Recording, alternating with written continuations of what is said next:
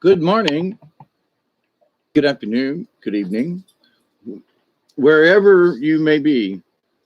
I am your humble host, Mr. David Null, also known as Hawkeye Two Feathers, and I greet you all with the love and the honor of the infinite creator. And I continue to pray that each and every day that each and every one of you will continue to learn how to accept and receive the knowledge, the healing, the wisdom, and the many blessings, large and small, that are in the universe. Hi, Pearl. You can I'm in Facebook jail. You always stay in trouble, Pearl. Uh, Bro, it's 3:10. I just finished 5 episode series on dust, and now you started 5 minutes. Oh yeah, right on time. Hi, Travis. Love you too, Chloe.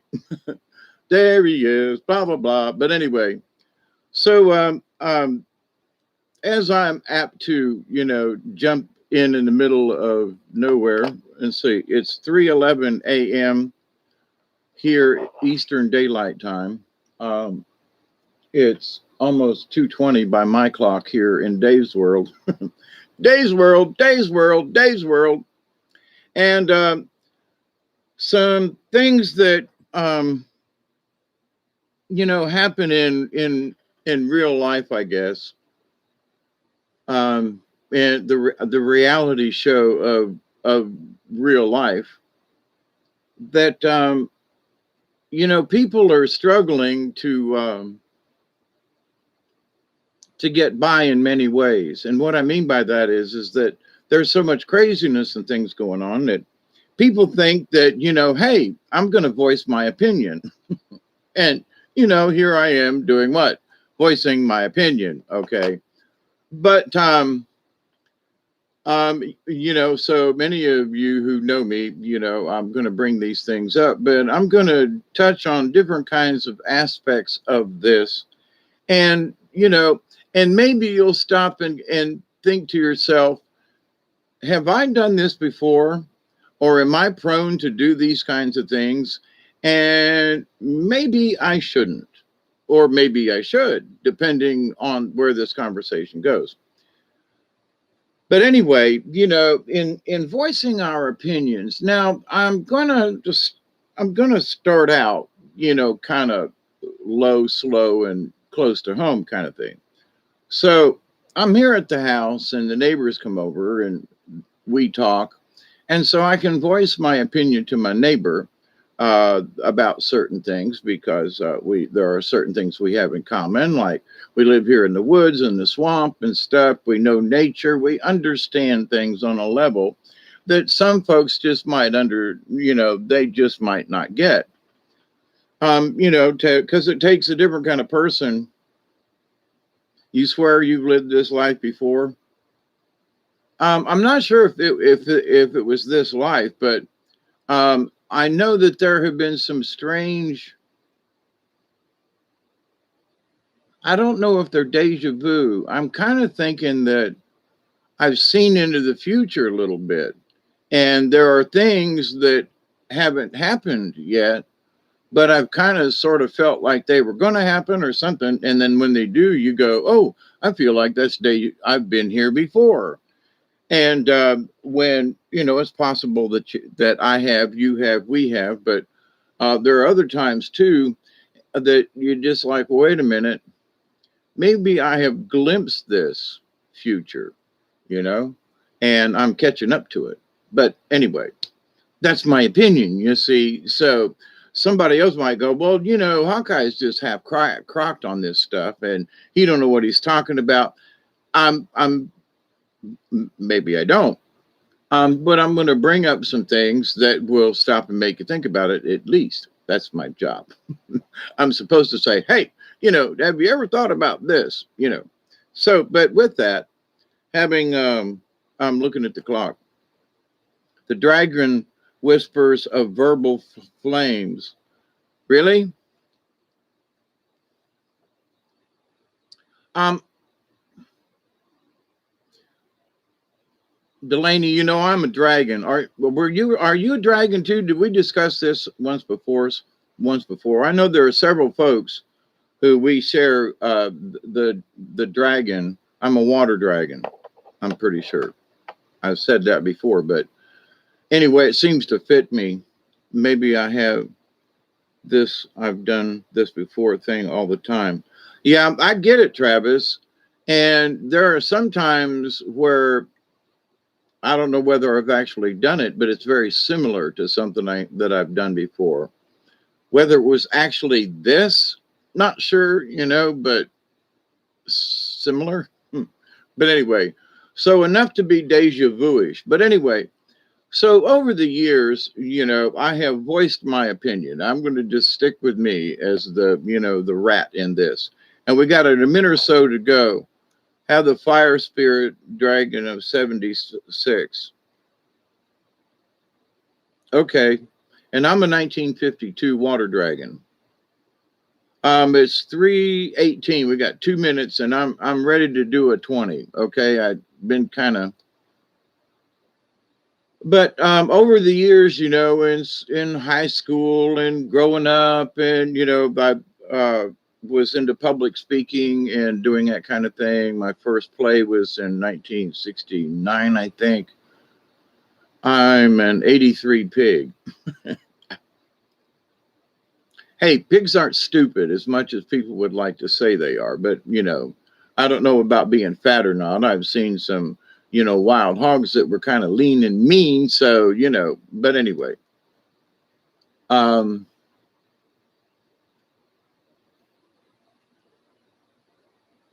But over the years, we have developed an 82 dog.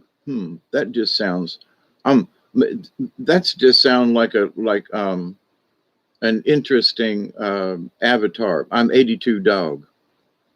Deja vu with the past life playing out now or another time on my character or human avatar is there.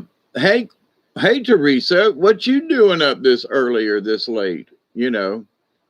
I was awakened by other people in a phone call and a conversation, and now I'm kind of like wound up and like, yeah, I don't want to watch anything on TV. It's been raining outside, and yeah. So here I am wanting to have a chat with y'all. So good morning, good afternoon, everybody. Pass.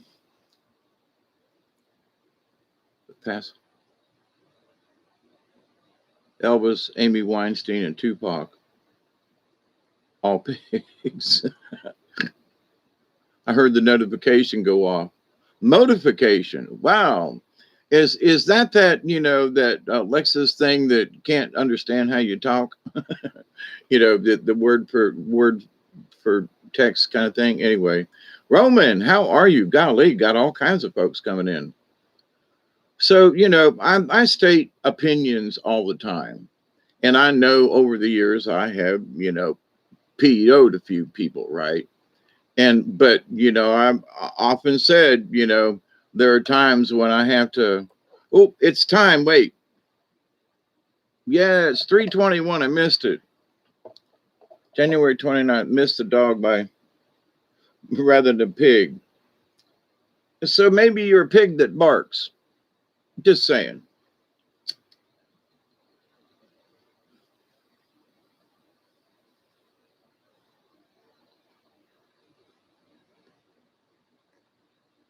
Cheers, everybody. Hey, SD.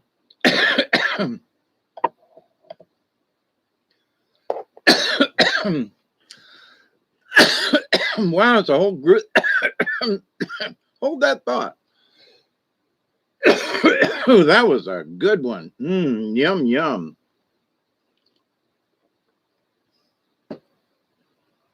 Y'all folks are the best. No matter what time I get on, it's not even 10 minutes, and there's all these folks here. Some of you should be sleeping, and you probably have better things to do. But I love you hanging out, and that you all, configurate with each other. That this configuration of stuff in the universe is just like, wow, we do. In sharing it in and out. 222. It's 322 here. Eastern Eastern doofus time. You know, moves their clock forward and backwards. I'm still on my time, which is Central Time at the moment. But anyway, I took a nap at 5 till 9. I nap from 5 to 9, an easy way to get living. I just sleep from 5 to 9. Anyway, to make up words. Any way you get it. Taking naps from 5 to 9. I'm gonna take another. Okay, that's enough.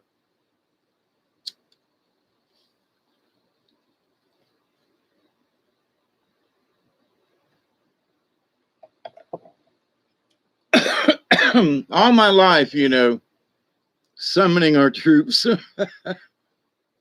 Good morning, good afternoon to all of you good folks out there, all you peeps, and cheers and happy messages to all y'all out there. Live from South Georgia, it's, you know, it's Saturday morning, right? No, it's Sunday morning. Holy crap, that's right. Oh, and by the way, you know, just in kind of dragging y'all in here, September the 19th was my pop's birthday. And my uncle Arnie, that adopted me and my sister and kept us out of the system and kept us in the family as much as he possibly could. And he passed away in 1999. Actually, his soul left on Thanksgiving Day that year. And on the Friday after we unplugged him, but it took until December the 9th until we could bury him because family and folks had to come in. It was the holidays and stuff. But anyway, but his birthday is September the 19th. So every September, you know, every 19th of September, you know, I remember his date. It's his birthday. Mine will be, you know, Friday coming up. And that's not I'm not trying to, you know, hey, it's my, anyway. But, you know, to honor Pops, you know, and what Arnie, you know, how he went against his family and moved down to Florida. He left you know, but he was a steward in the unions. He had met Jimmy Hoffa. There are pictures of him when he would go to Chicago for some of these big, you know, meetings and stuff. But anyway, so, you know, Arnie changed his life to adopt me and my sister Lynn and then move us all to Florida. You know, what guts? I mean, I'm just saying, what guts? And so, you know, through all the times and troubles, and there were times when I thought he hated me, and that wasn't true. What the person who hated me was Bessie, his wife. So, and she resented all of us. That's just a whole nother story, but not to go down that road, but to honor my pops, you know, Arno W. Null Jr. was born in, you know, in 1930 something ish. And, but it's like, salute Pops, happy birthday to you wherever you are. You know, as my sister Lynn and I have talked, and, you know, he was a wonderful man. He did the best he could for us. And even, you know, he donated, you know, he was on retirement and he donated money every single month to different, to, you know, Flannery's Boys Town and, you know, stuff like that. So $5, $10, $15 here.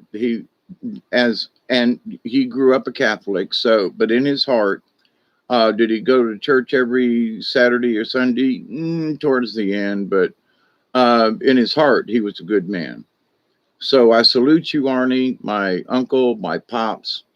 And on this year's birthday in 2021, I can't believe I made it this far. I know his energy is still out there in the universe.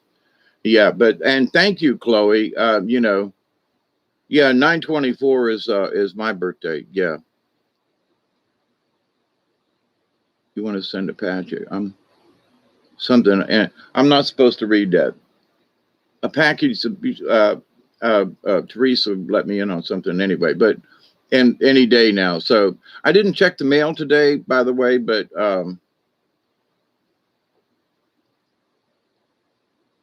yeah, I don't know what y'all are up to, but I appreciate it. And um, anyway, that's all I'm going to say. Thank you in advance, and thank you when I get it. And I'm as per. Hey Barry, how are you doing? As per Teresa, I will open it online and do a birthday whatever.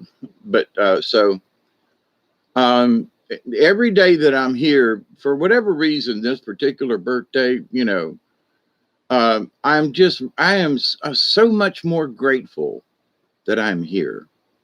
I mean, I am just really freaking grateful I'm still here. Somebody else I heard in the news or something, and everybody was saying he died too early. He was only 65, and this person, he was 62 years old, and I'm going, yeah, I'm going to be 69. Holy crap! So I'm not worried about it. It's just for some reason this year it just like, wow, I've outlived some folks. Don't know how much more time I got, but to the point, if you knew me in my early days, I just figured I'd be dead at 40. And here I am almost 69 and I'm still kicking. This was not in my earlier, quote, forecast. But see, now in my forecast and in my visions as an earlier man, I did die. And that death was, I had a really bad accident, not my fault, but I had a really bad accident, got smacked in the head, and a personality change. And so I'm the energy and everything is still me, right? But it wasn't me. I've had 3 operations on my neck, right? The second time they did it, they used donor bone from other people. And I couldn't wait for them to get that shit out of my neck. When I woke up, I felt different. It has to bond with your spine. Neither one of the pieces of bone they used worked. They had to go in and take both of them out and shave it back. My vertebrae down. You have to scrape it with a little grinder to get the blood to flow. And when you put the new piece of bone in, it has to fuse. That's the whole that. Back in the day, that was the only thing they do. Now they go through in from the side and they do it differently. It's very interesting. But to the point, I couldn't wait for that stuff to get out of me. And there was a personality change there. All right. So in my craziness of going to mental health for many, many years, they fed me all those meds and things, which made me crazier. But now that I'm off of them and all these kinds of things, but to the point though, am I the same person that I was years ago? And the answer is no. I mean, inside, I still don't want to hurt anybody. I swear Tyler Perry hacked parts of. You never know. Transformation. But so, um, you know, uh, for some reason, I seem to be fixated on the old age thing. But it's more out of gratitude versus being scared. I mean, many of I met, the rest of my brothers and sisters this over the summer, and I'm just so grateful this year. I mean, it's like Christmas time, but at the same time, it's the marking of me officially being another year older, and it's okay. But I just honestly, how in the hell did I get here?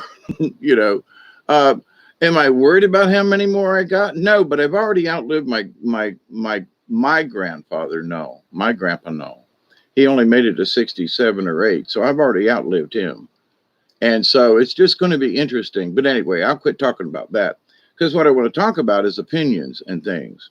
And y'all are wonderful people, and I love you all. I do. Got to change all my hand gestures to white instead of yellow. Oh, goodness gracious me. But so anyway, so giving our opinion to folks, there are a lot of folks out there who are, where we love our brothers and sisters dearly, and somebody might call up and say, Hawkeye, I need your opinion with something, and I go, well, okay, and I'm no, no, no, Hawkeye, I really, really need your opinion about something, okay, and I want you to be honest with me. And when they say that, I always kind of roll my eyes and go, okay, they can't see me because I'm on the phone, right? But I'm rolling my eyes. I'm just here to tell you. And this may have happened to you at a time or two, and or it may happen to you in the future. Who knows? But anyway, so now I'm making this up. If somebody says he's talking about me, I'm making this up. Okay. So, but I called him on the phone and it was something. I ain't talking about you. Just saying, I am making this story up because I don't want anybody thinking that I'm talking about you. No, that's not it. But so somebody calls me up and they Hawkeye, I really want your opinion. Now, be honest with me and tell me the truth. What do you think about this? Okay, so what is it? Okay, I'm going to use an example that is a past experience of my daughters, and we've already talked about. My daughter called up and said one time, she goes, well, Pops, I'm leaving the kids, and I'm giving custody over to their father. And I was like, so why are you calling me? Well, I want your opinion. Okay. And then I give my opinion, which is, are you sure you really want to do that? Well, now she's still paying child support from years ago when she was going to school and trying to live off of a thing, and her ex-husband turned out to, they arrested him for watching kitty porn. There was somebody murdered in his apartment one time, a cocaine drug deal gone bad. I mean, and so she gave custody of her girls to him so she could move to Florida. So, my opinion, right? So it ain't worth a damn. But this calling me up and going, so tell me the truth. What do you think about this? Well, the answer I want to give, and y'all hold your ears, are you fucking nuts?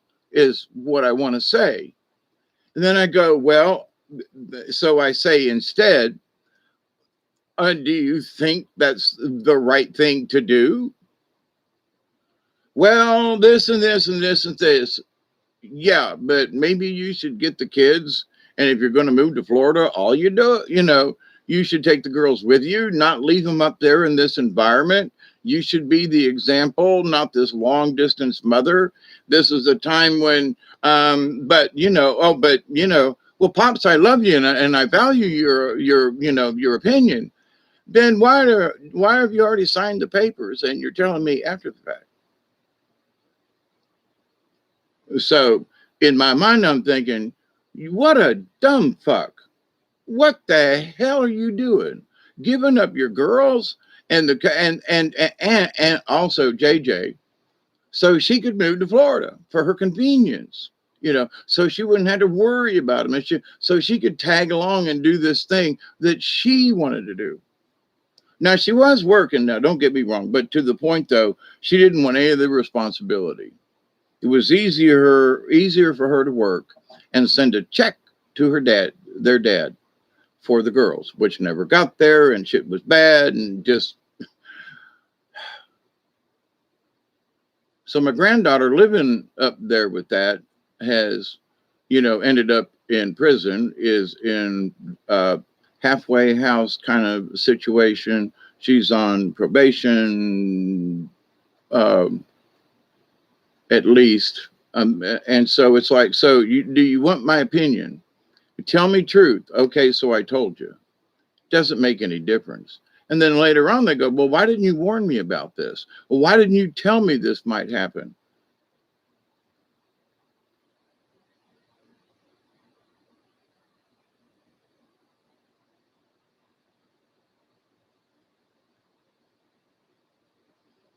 Um, whose near-death experience? But anyway, so you tell somebody about, they want your opinion. Uh, when my mini microphone gets.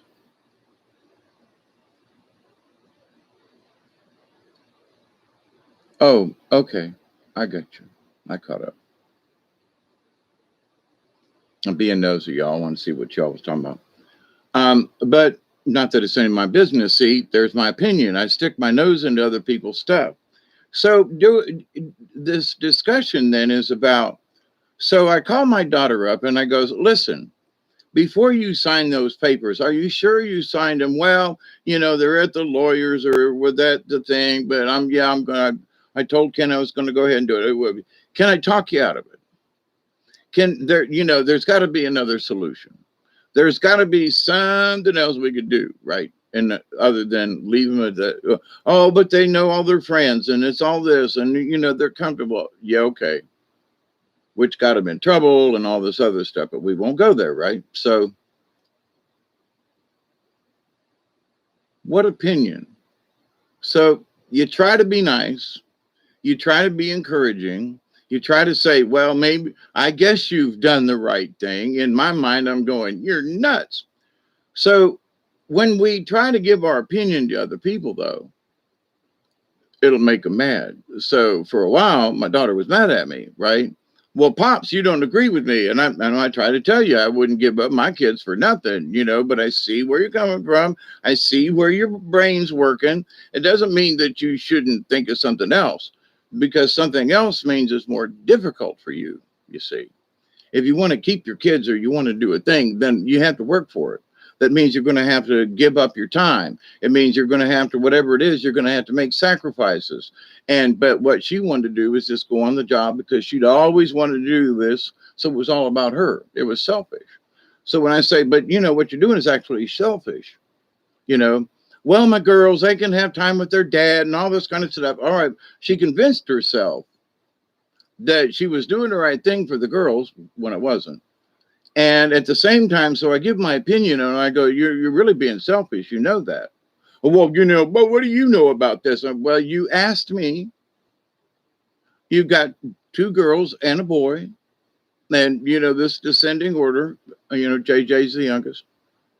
And they could use a positive reinforcement in their life.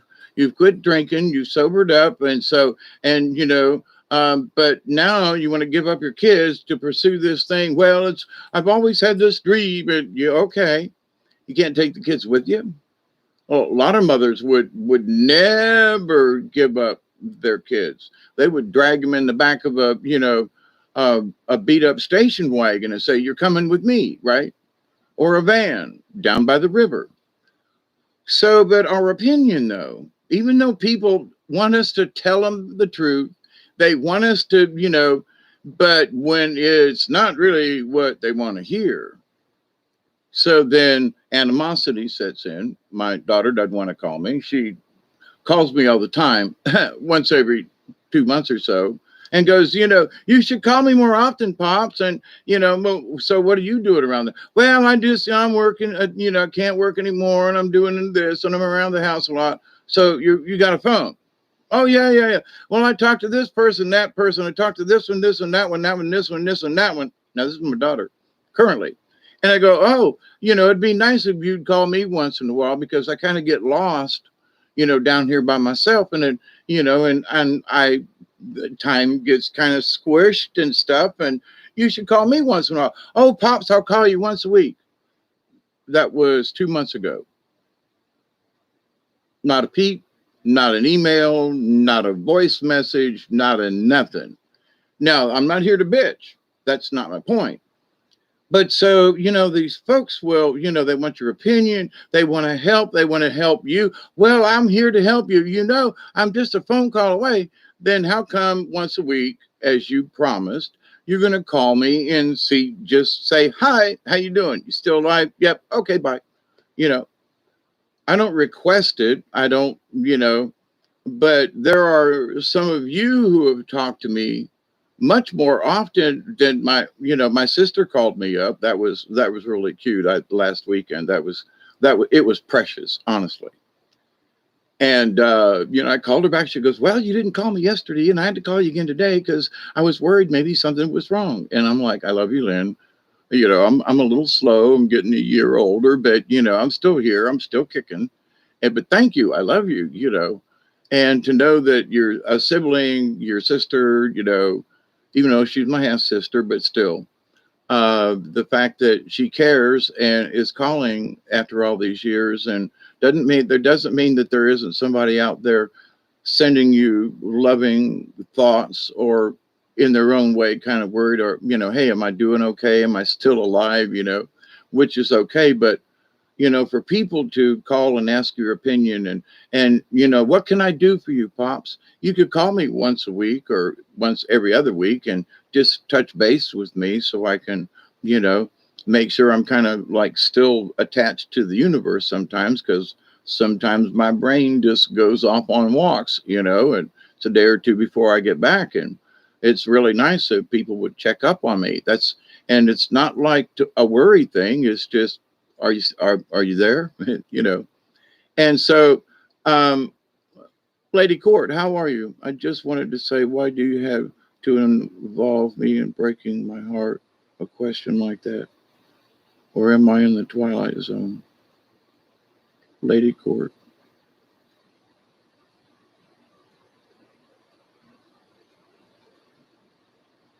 I don't know what you're talking about, Lady Court. If you're asking me, it's an alternate share in a direct way. I'm in discussing things with you. Others might take offense, but that's not your intent. It's their perception. I'll lead you speak the truth. Yeah, Teresa. And that's kind of sort of my point. Um, there are times when we really are trying to do our best to help whoever that other individual is. And by them asking our opinion, there are many times over the years now, I put in the title of this, wisdom comes or in the description thingy or whatever. Wisdom comes in learning when to say something, and when not to, when to, keep thy big mouth shut. I got a sister. She never calls me. It's been a year. Now, it's not like I'm insisting these people do that. It's these people who tell me that they will. And I go, well, I would appreciate it. Right now, I don't know where my book is with all the phone numbers in it. And I don't know when it's appropriate for me to call other people. It seems like every time I call somebody else, they're in the middle of something, which is one reason why I don't call people. Because I go, well, I was in the middle of something, but never mind. Just know that I called you. And what's it about? Well, nothing really important. I just wanted to say, hi, I'm still alive. And, just touching base. That's all, nothing in particular to talk about. But, if my mom and dad were still alive, I'd be calling my pops at least once a week and check on him, you know? And there are other people. Now, I should call and check on my Aunt Shirley more, and shame on me, I don't. But my memory has a tendency, my brain has been smacked so many times. That is one of my issues. And if someone were around or to help, spur these, hey, did you call the doctor and make an appointment today, Dave? No, damn it, I forgot. Well, okay, I'm going to call you tomorrow. And then you got the doctor's number? Yeah, it's here on the card. Okay, I'm going to call you and say, okay, what are you doing? Well, I'm sitting here. Okay, hang up and call the doctor. Remind me. I need that kind of help with some of these things. And because I drift off and then it's too late. I can't call because now it's too late. Or I have drifted off somewhere else and I just plain friggin' forgot. And I don't really think that it's Alzheimer's, because I still remember people and things like that. So, but with coming off of all these meds, and um, trying to, and most of you have known me quite a few years now. I'm still working through issues because of the head trauma that I suffered. So I'm still working on it, you know. But the thing is though, people just assume because I can sit here and talk for 2 or 3 or 4 or 7 hours and, you know, not miss a beat hardly, that I don't need some help. And that's part of the reason that those of us who suffer with brain injuries, people look at us and they just don't accept, well, you should be able to do that. I know I should be able to do that. And I have trouble connecting the dots. But you sitting over there who says that, you know, that in your opinion, I should be able to do this. And I tell you back, well, in my opinion, if I could do it, I would have already done it. And that's not to belittle it or whatever, but these are the things that I need help with. And for whatever reason, I'm not getting just a little bit. It doesn't require much, right? Doesn't require any money or anything like that. So, you know, just a friendly reminder. As a baby, she's a 68 monkey. I think probably know what your opinion might be. They use you as a sparring partner. She lives in Colorado. She was in the hospital and lost her phone. Then, oh crap, Barry, seriously. Look up on YouTube for brain healing frequency. I've been listening to it and wowza. Okay, now next time I do a thing, Pearl, ask me if I've done that. Will you? I mean, honestly, okay? Because I get on some of these subjects, and it's almost like in my brain, a switch has been changed to a different frequency. And in that frequency, everything else around here is lives on its own. And it's a strange feeling. That's all. But I've had these brain issues for a long time. So I'm just have different perspectives on some of these things. But brain healing frequencies. Okie doke. And now I got to say something, Pearl. I tried some of those years ago, and some of the ones that were supposed to help me drove me nuts. Here, use this one. But see, I've been knocked here. I've been knocked in the back of the head. I've been knocked on top of the head. I've been knocked over here on this side. I've got a scar over this eye from when I hit a table when I was, you know, like 3.5, 4 years old. Then this side, I got hit with a hammer. This back of the head, I had my head smushed in a steel door from both sides, knocked me out and put me in the hospital. I mean, I was a blithering idiot for a while. I mean, strange, weird. It was weird. There are times I wonder if I ever recovered from that. And then back in like 1972, I had a very severe head injury, almost hit the windshield, busted the windshield with my forehead. And so there's another. I was in the hospital for almost 3 weeks, and then they put me in the loony bin. It was a very strange time. So you know, the bangs to the head will do that kind of thing to you. So knowing that, how I perceive something is different, obviously, because you all have listened to me before. And it's like, so it changes you quite a bit. Yes, it does. And it depends on where you get hit in the head. Because this last time, and also the last time I had, some of you know, some of you may not know, but several years ago, about 5 or 6 now, at a licensed, you know, a neurologist, right, gave me a different kind of medicine. I reacted poorly. They did the little flash and light thing about seizures and gave me grand mal seizures.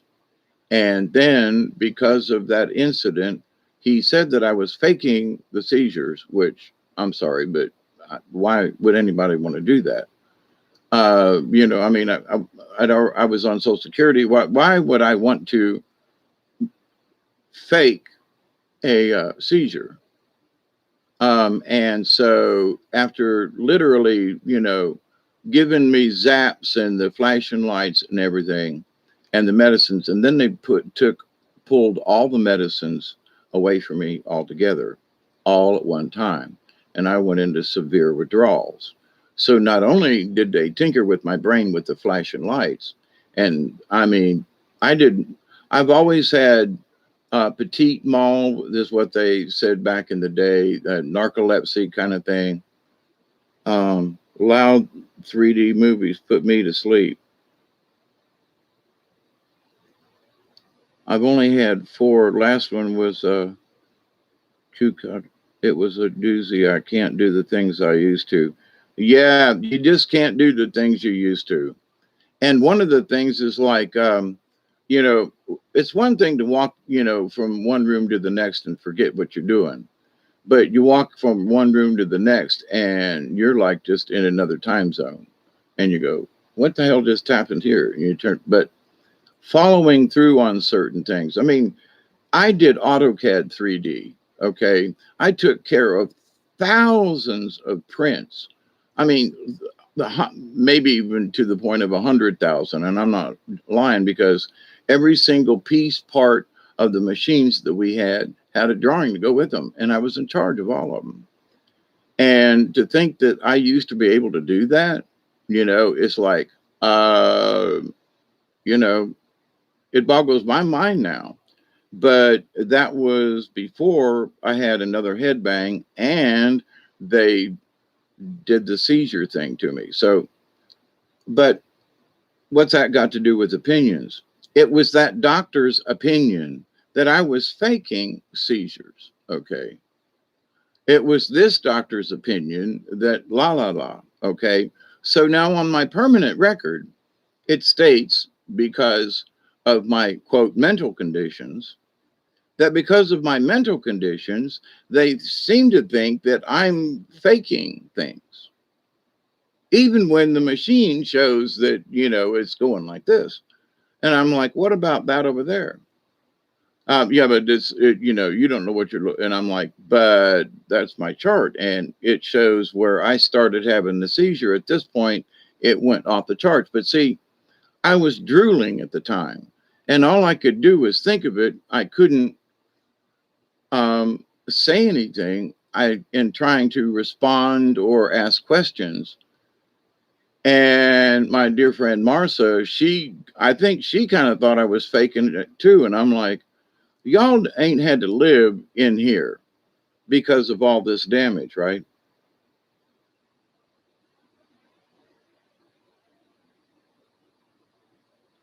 No more seizures. I still have sleep spells. So I still have sleep spells. I'm just going to leave it at that, because see, I try my best not to give it any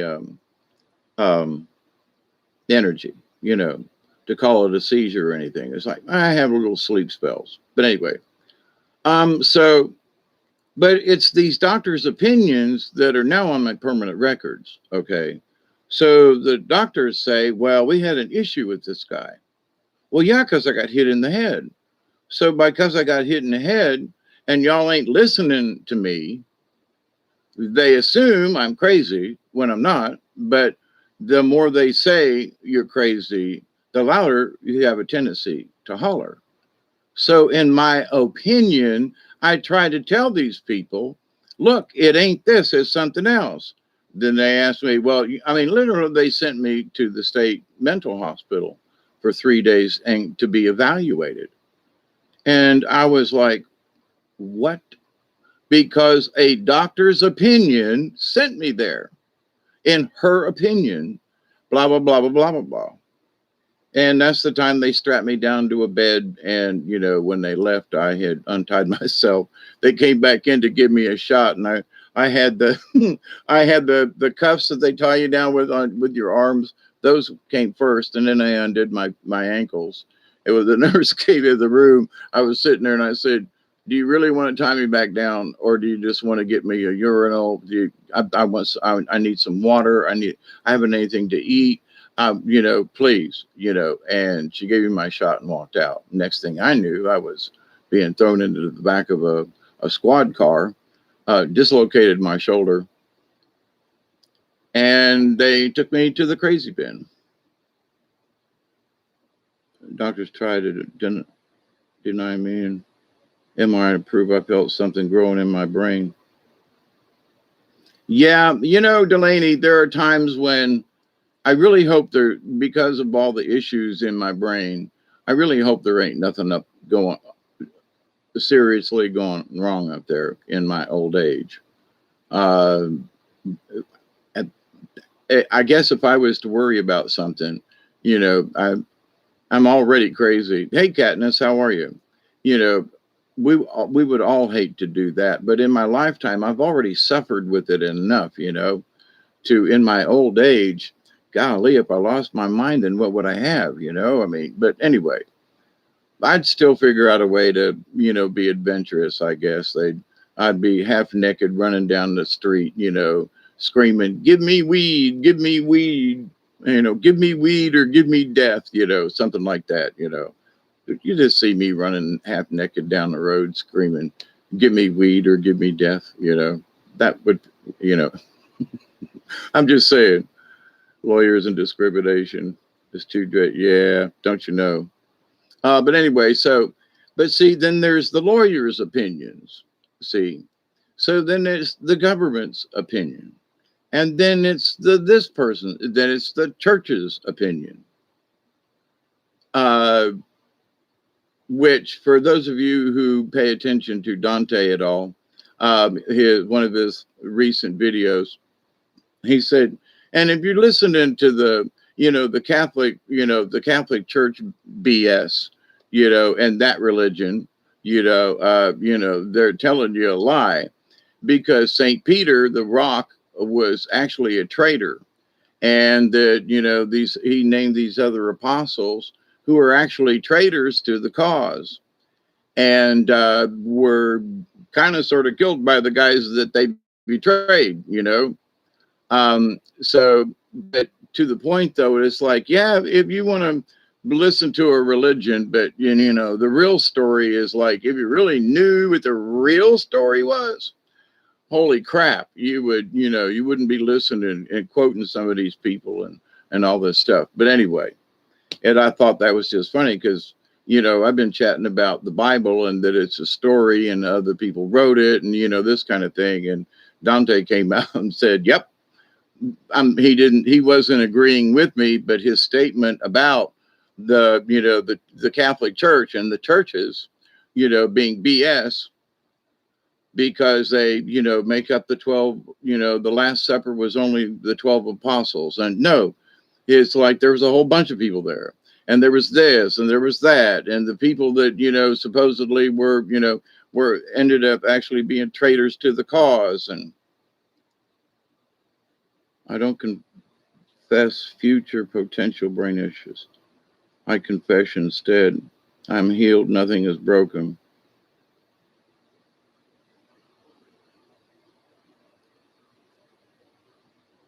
Yeah, I stay positive too, Teresa, but then there are times when my brain just kind of goes off all by itself. And it's 4:01 a.m. Eastern Daylight Time here on the East Coast. I am Hawkeye Two Feathers. This is the top of the hour to say hi, everybody, and welcome in. So the discussion is about opinions. Now, so I have gone from this opinion to that opinion to doctors to lawyers, the government, but here's to the point. It's all somebody's opinion. Well, is it fact? Well, we find out sometimes. Hey, Mel, how are you? They put things out there, and you say, well, this is the truth. Then you find out it ain't the truth, right? Well, it's this. It ain't that. It's something else. But so to the point, they have lied to us about all kinds of stuff, right? So, and listen though, but in their opinion, it's what they want us to believe. Okay. In their opinion, they tell us these stories. Well, this happened on block 9/11, and this engine from a totally different aircraft, this guy's, photo ID is just laying in the middle of the street when there's all this debris and everything. I mean, there's just certain things you just go, okay, wait, that's just two building 791, So, but in our opinion, something ain't right. In their opinion, we're all crazy and conspiracy theorists, right? So, opinion, opinion, opinion, opinion. Now, what we need to be careful with is our opinions. How do I put this?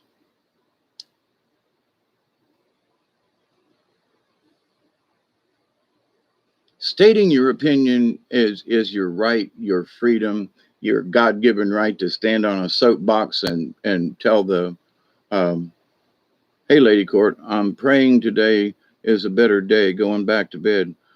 Yes, Lady Court, we hope today's a better day. I'm saying a prayer for you right now for whatever it is you may need a prayer for. The anniversary made me mad. 20 years. Yeah, me too. I stated that a couple of videos ago that, people wanted me to watch this about it and to remember it. And I'm like, listen, I can't forget it. I'm still having PTSD over this. I don't want to watch any of this. I'm already had enough of it up to here. 20 years worth of not being able to forget. And so I'm sorry. You want me to go over and boo-hoo and do all this stuff, and I just can't do it. I've been doing it for 20 years and I can't take anymore. So, there are those people to go, well, you're just a wussy, or okay, I'm a wussy. But I just didn't want to.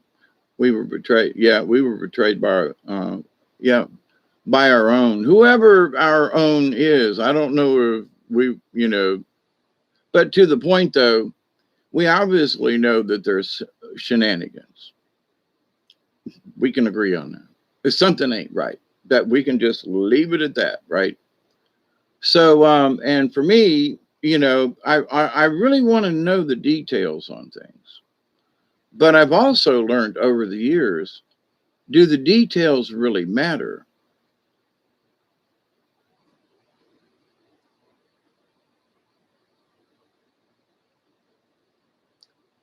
It's nice to know the whole story. But for example, in the Native American stories, when Coyote is chasing Porcupine, right? What color is the coyote? Well, is he gray or is he blue? Does it matter what color the coyote is? Well, no, but it's a coyote. Okay, so Wild E coyote is, so he's gray. Is he like a wolf, or is, the coyotes down here in the South are a little different than the coyotes out West? Similar, but not. They're canine, but so, but, well, what do you mean? Well, does it matter? It's the coyote. Well, what about the rabbit? Okay, story about rabbit.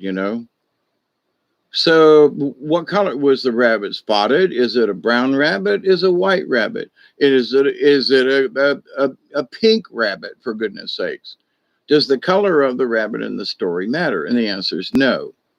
So, in life and looking at some things, we start off with number one, in our opinion, something's wrong. That there we go.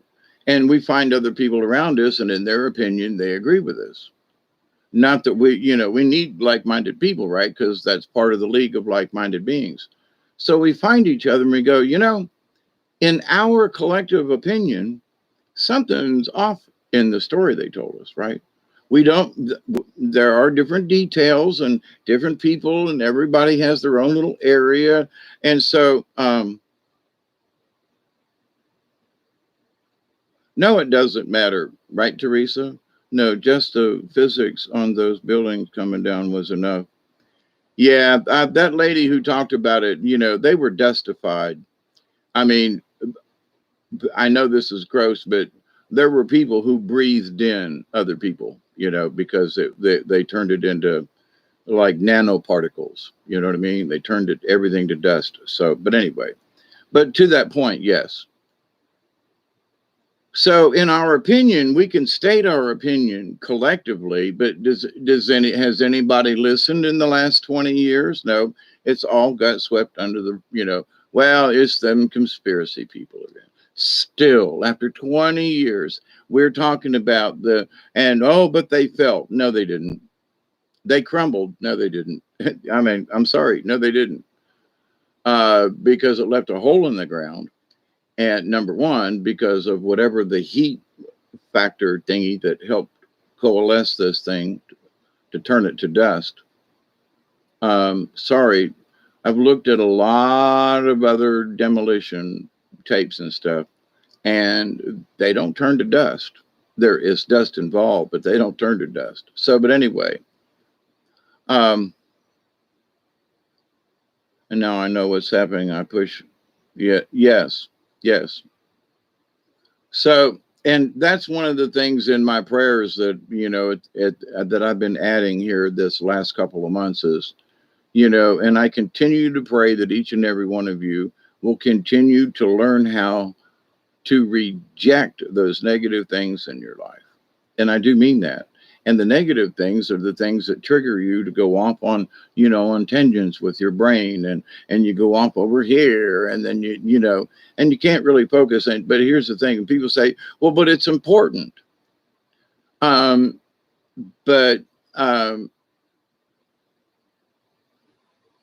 it's important. Why? Well, because it's important that I know. Okay. So you're going to stay up all night and worry about this particular thing, right? But no, it really doesn't matter. But it turned to dust, it turned to ash, it turned to this. There were, they got sucked up into the universe. Okie dokie. It doesn't matter, because what really matters is it was funky. That's right, right? But it was this or that. But see, should we nitpick the particles, the other building, the other things, the oddities? Do we nitpick that? Well, we did. All of us. I did. Went along with lots of other stuff. And as an engineer and an architecture, I don't have a license as an architect, but I studied it. Okay. In fact, I wanted to be an architect and ended up in engineering. It's okay. There's a lot of engineering involved in being an architect too. So, but to the point of all this, though, does it really matter? No. Let's just stick with, after 20 years, they still haven't given us a really good answer about any of it, right? And so, for future events, you think they're going to tell us the truth? Oh, hell no. I mean, I have no idea why they put up barbed wire and fencing around the Capitol again. I don't know what these people were expecting to happen yesterday. Some kind of demonstration or something. Honest to God, they put up the wall again and they did all this stuff. I mean, I know they did, but so I want to personally, as I'm still paying taxes after all these years, right? And they still have my Social Security money. So it's like, but to the point though, where's this money coming from? Who's paying these folks to come in at night and put these fences up? And then what is the warning what's the threat level that all these people have to be there and then nothing happens? May the encompassing peaceful calm of focus and logic. Yep, thank you. That's very good. Yeah, so many good things we can put our hearts and minds to. So, but I mean, so in their opinion, something was going to happen yesterday. As far as I know, it didn't, right? So their fears and their whatever, but I'm just curious, how much money does it take to get all this equipment, all these people. I mean, I've worked with people that, them folks that, they're working at nighttime. They got all these trucks. They're buying it, they're moving it, they're storing it. How much does it cost to do what they just did? I'm just saying, right?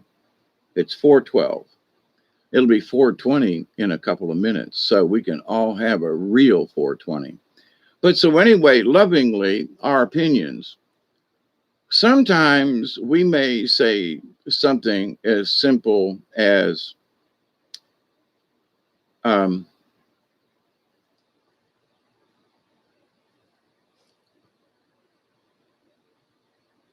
maybe there's a roommate, maybe there's a significant other or something, and you're talking to one or the other of the party, right?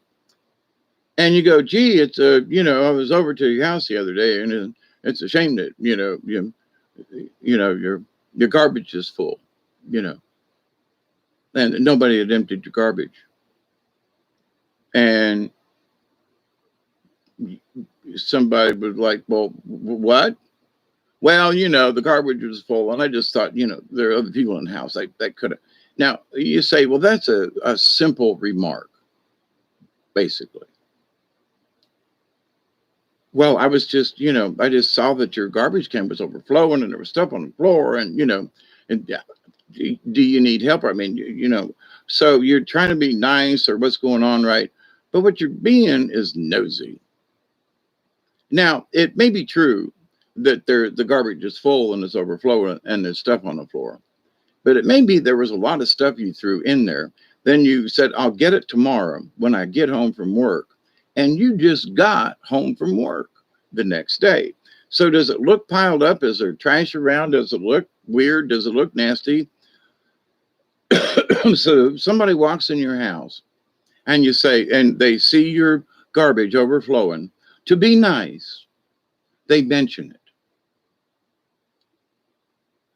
Now, number one, is it any of their flippant business as to whether or not your garbage is overflowing?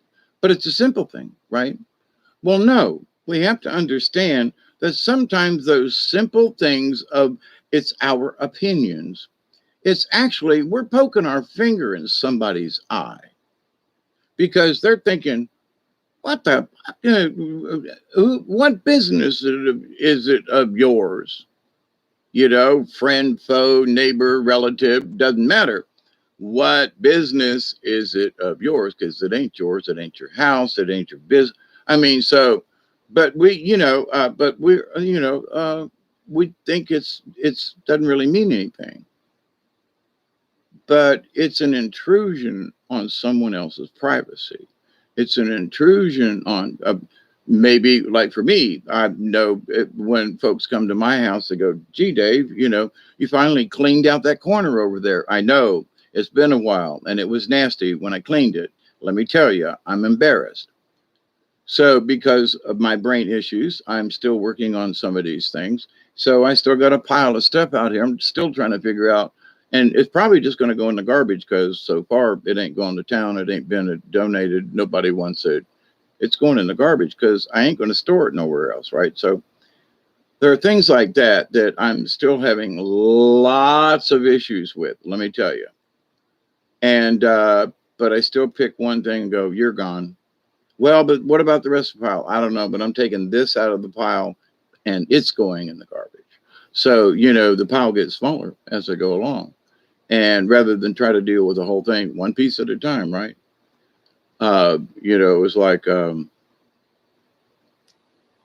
Johnny Cash, he wrote that song, or somebody did. He sang that song at least about,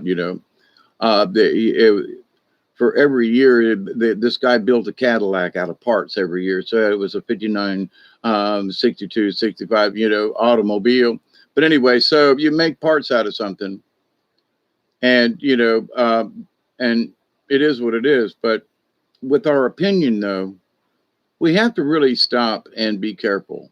Because as we get older, no matter how old you are or whoever else it is, wisdom can come to a 12-year-old, I know a 13-year-old that's quite wise in her ways. So We want to make sure that we give our opinions where it's necessary. And here's the thing. Sometimes we think it's necessary to give our opinion on something to maybe somebody around us or neighbors. I mean, just in general. And you think, well, I'm going to voice this, and I really don't care what anybody says. Well, that's sort of the way I do with Facebook. And, I honestly don't mean to offend anybody here, but if I talk about certain things, I know I have offended some people. Somebody was doing a discussion the other night, and they dropped right out onto the chat, just gone. And I was like, but I said it in my humble opinion, and they didn't like that mess, and they were out of there. And it's like, I'm sorry. I don't mean to offend anybody. You ask me my opinion, I give it. It's my opinion. A lot of my opinions are based on fact. It's the wisdom. Well, we got 2 minutes. It's the wisdom of my years.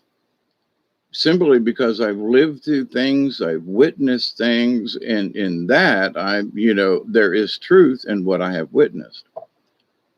So, and in learning and teachings of others, but biggest thing is by observation, right? So simple observation of things will tell you the truth. Did the buildings crumble and big pieces of steel fall on the street and stuff? No. There was a lot of dust. Was there great big pieces of concrete that fell and crushed anyone like we see in the movies? No.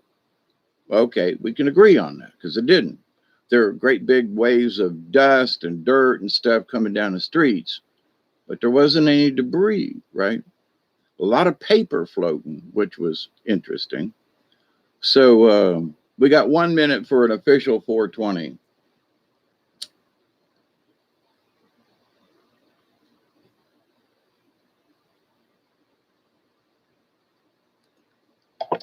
So happy birthday, memories and honor to my pops, Arno W. Knoll Jr., that passed away back in 1999.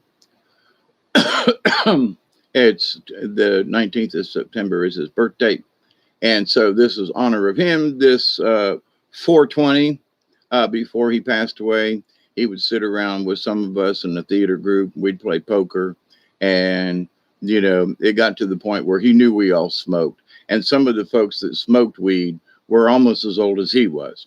So, but, Arnie would never really take a toke. Once in a while, they'd be sitting around and I wouldn't be there. They would be smoking cigars and playing poker, and he'd just kind of pass it along, but there was enough smoke in the room. Arnie got high. So in his old age, he got to play poker, and it was women too. It wasn't like just the guys, but got a chance to hang out with folks and, and experience something totally different than what he grew up with. So, but anyway, so Pops is gone, but not forgotten by any means. But anyway, so, but that was my 420 dedication on this particular date. So this day in history,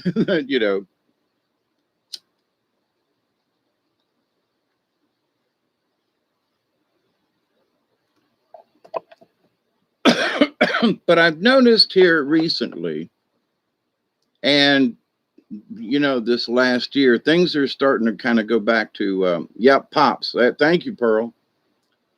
Happy birthday, Pops. Absolutely. And blessings wherever you are in the universe. And thank you for, adopting me and doing the things he did to, anyway. So thank you, Pops. So, but in this day and age, you just read the news and headlines and what people are talking about. And oh my God, there are more earthquakes. Yeah, okay. Look, for the next 1,000 years, there's going to be earthquakes. Okay. For the next 1,000 years, there's going to be climate change. Okay. And beyond. But let's just, let's just put a cap on it for the moment. For the next 1,000 years, whether we're here or not, the planet's still going to do this stuff, okay? And so, there are people who are talking, again, in my humble opinion,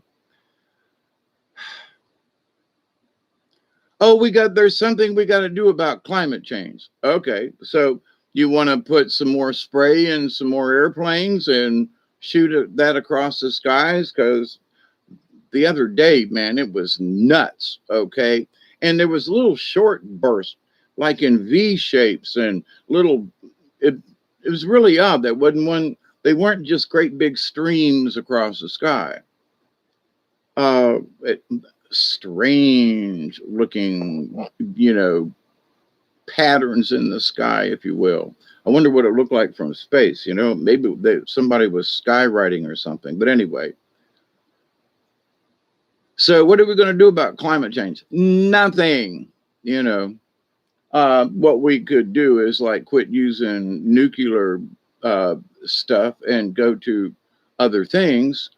There are pollutants in the air, but you know, most of those particulates fall, and you know, we kind of ingest them or whatever. But the nuclear part of it, from all the bombs that happened, you know, 30, 40, 50 years ago and before, um, we're still being radiated by that which was up in the atmosphere and has been, these particulates have been falling down on us. Nobody talks about that. You know, Dr. Rad, you know, Richard Allen Miller, Ram, you know. But anyway, good night, Teresa. I love you too. Um, Hugs, everybody. Much love back to you, Teresa. Cosmic hugs, because I can't give you one in person. But so, you know, in our opinions, these are the causes for how we feel, how the earth is moving, how it's our opinion. Okay. Now, but other people's opinions don't include some of these facts. So, but they keep putting out the propaganda. We're still all going to die. You know, Jerusalem is still going to be taken over. They're still going to do the temple thing. They're still going to do this stuff. And why?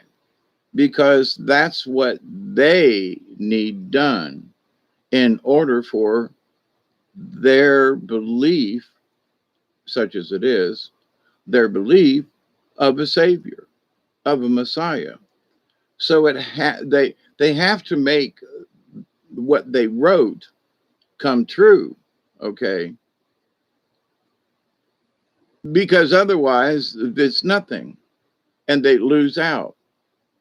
Now, I have watched the first season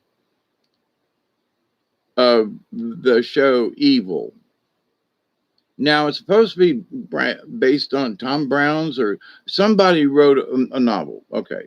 But here's the thing, if you haven't seen it, I was not going to watch it. And then yesterday, and it was like, you know, we had rain about and stuff, and it was really hot outside, and I tried to do some stuff. And so I got kind of shoved in the house, and I ended up, it was like, your job for tonight is to watch this. There was so much stuff about the Catholic Church and things that were absolutely correct. The codex that, now, and if you've seen the show or not, but the codex that were, you know, the Vatican had, and they weren't, nobody's ever seen them and all this kind of stuff.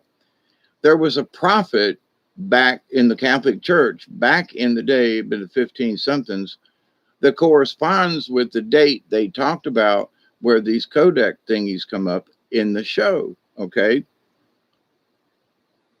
There are sigils for 60 different types of evil beings, demons or whatever, or something. So there are sigils, there are marks and stuff like that. So in that, they were saying that you know, you look around and you see certain trademarks, and you say, well, you know, it's their sigil, 72. Yeah. Um,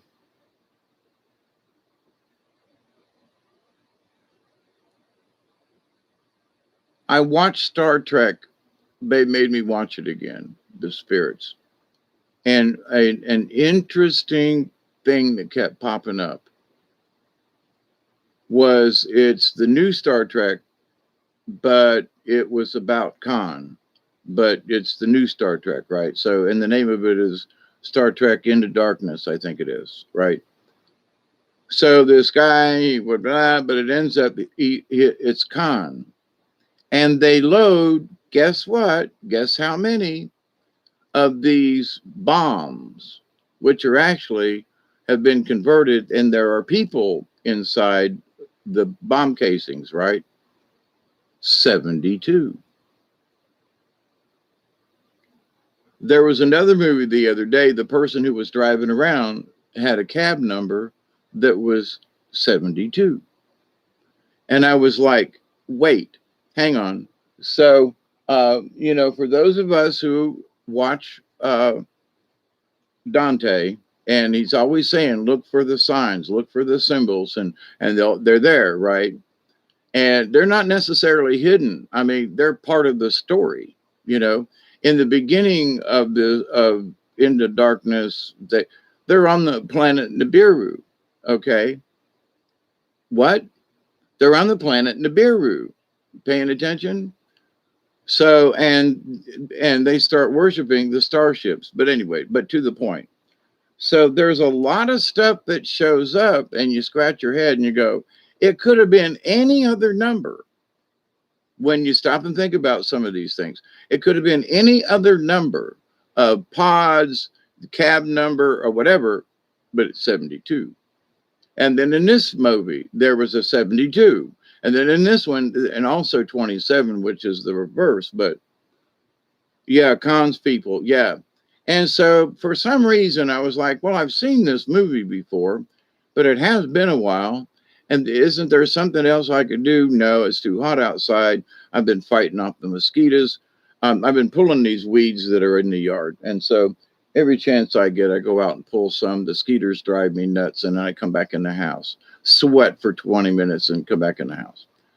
So, but anyway, but in these movies and in some of these other things that I've watched recently, or my brain says, rewatch this movie. Well, why? I don't know, but 72. Well, holy crap. There was something else in the movie that I noticed, but at the moment I'm stoned and I can't remember. And I can't remember what movie it was that this lady stole a cab or something anyway, but the number was 72. So there are things that pop up that Dante has talked about for quite a number of years now. So whether or not you believe him, when the symbols and the signs show up in places, you got to scratch your head and go, well, do you believe? Yes or no? Well, in this movie and that one and over here, and then there's just like there are numbers like 33 that show up. There are certain things that are repetitious, like 999 and 666, right? There was something in one of the movies the other day I was watching, and it was like an address, and it was 66696. And I was like, what the muck? Of all the numbers they could have used, as a director, you know what you want in the movie. And if you want something in your play or on the wall or a picture, you choose it. It's chosen and put in there because you want it there. There's a reason for it. Even if sometimes it's just something, like, for example, in one play, we all had this little toy, and it was just a little stuffed animal or something, right? And it kept showing up on different parts. Sometimes it was on the couch. Sometimes it was on the table. Sometimes it was over on the shelf. Sometimes it was on the windowsill. Sometimes it was, it was in another chair or someplace, And so it got to be a mascot amongst the cast members. It didn't mean anything to anybody else, but other people in the audience, because the cast knew what it was. There were certain audience members that was like, so what was what's the significance of the little stuffed animal? And we were like, what? So the thing was, it was up to us in the cast during the show, mind you, to pick up this little toy and do something with it. Now, if I picked it up on the shelf, I could walk over behind the couch or something like that, and I could sit it up on the back of the couch or put it on the arm, or I could move it to the other end of the shelf or on another shelf, right? So, but to pick it up and at least handle it and move it a little somewhere else, maybe turn it around backwards or something, so people had, we never said anything to any about, and it wasn't written into the script. It was just something we decided to do. So as a director, I was like, hey, y'all want to have some fun with this? And they were like, sure. And I said, and we'll see, because it was a comedy anyway. Well, let's see if anybody notices what we're doing. And if not, we're having fun, right? So every night, one of the props people would set the little thingy. And it was like a little elephant or something. It was like this big, right? And so we didn't know where it was. So whoever was on stage and wherever it was, so during the play, we had to find it. That was one. And then move it. And we never made mention to it, although during our lines and during the show, we might hold it up and look at it and do this number and then put it down, but we never refer to it. It's never mentioned by any of us in the show. And there were people by the end of the show who were going nuts, wanting to know what the significance was of this little animal. And there wasn't any. It was just a prank by the cast with each other. But people in the audience picked it up. And they were like, whatever that is, it's funny. So the people would laugh. So, in the second act, everybody who's been on has had a chance to, move it, play with it or something. And so maybe another character doesn't come on until act 2, right? So they come out and look around, don't know where it is. Now, one of the other cast members might say, the last time I saw it, it was on the shelf, or it was on the desk or something, right? And so you say, well, when I go out, I'll glance around and see if I can find it. So one of the things is that you have to find it without being obvious. Like, where is it? Is it on the... Can't do that, right?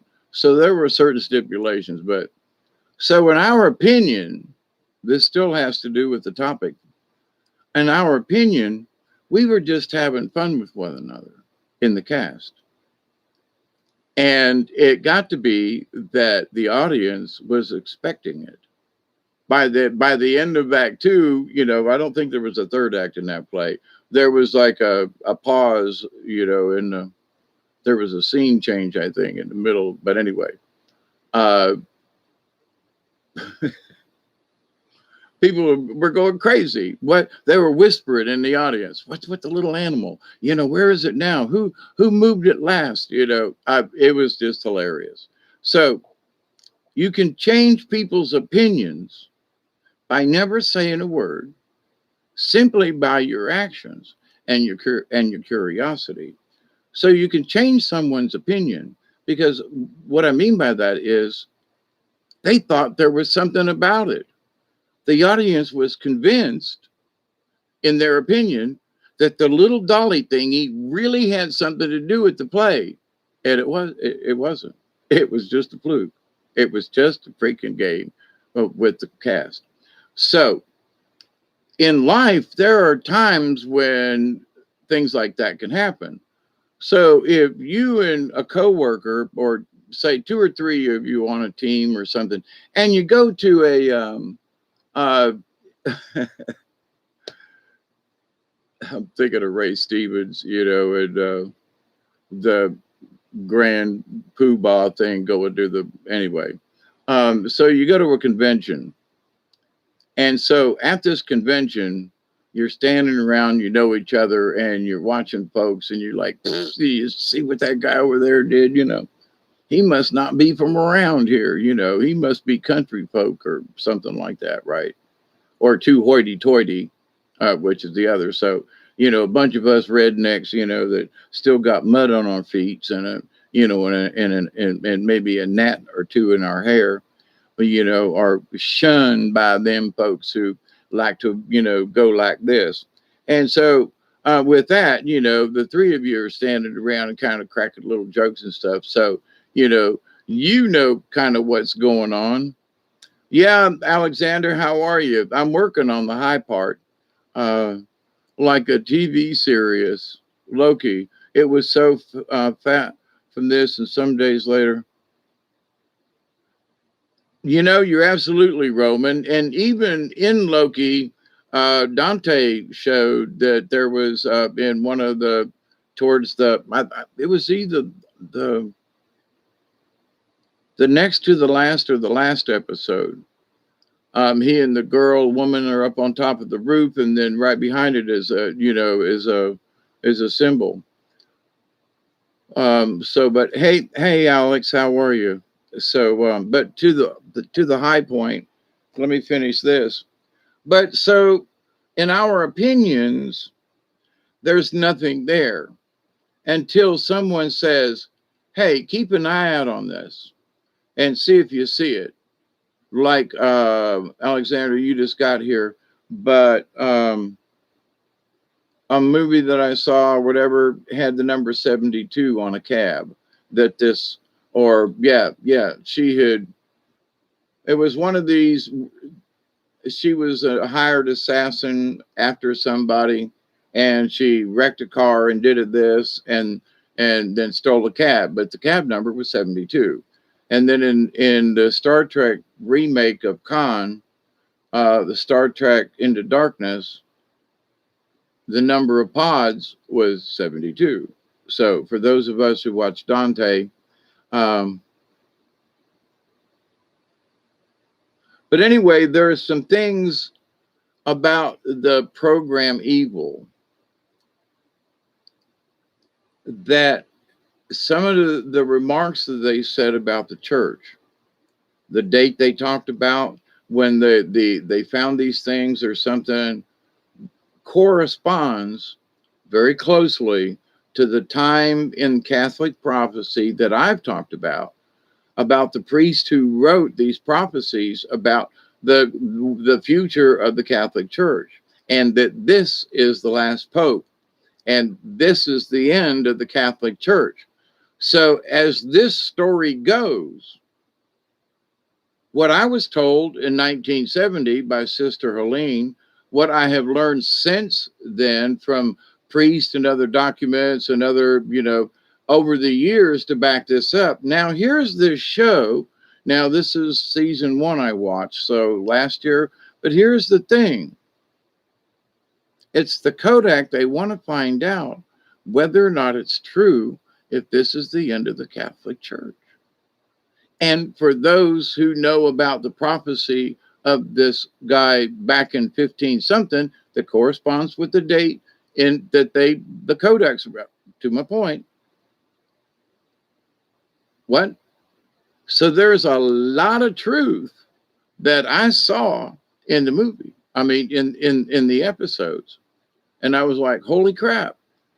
Whether folks want to believe the demon thing and the possession thing versus whether or not it's a psychological thing, and that in and of itself is a very interesting proposition, and whether you're into the evil thing or not, but as far as the discussion goes, are they possessed or are they just crazy?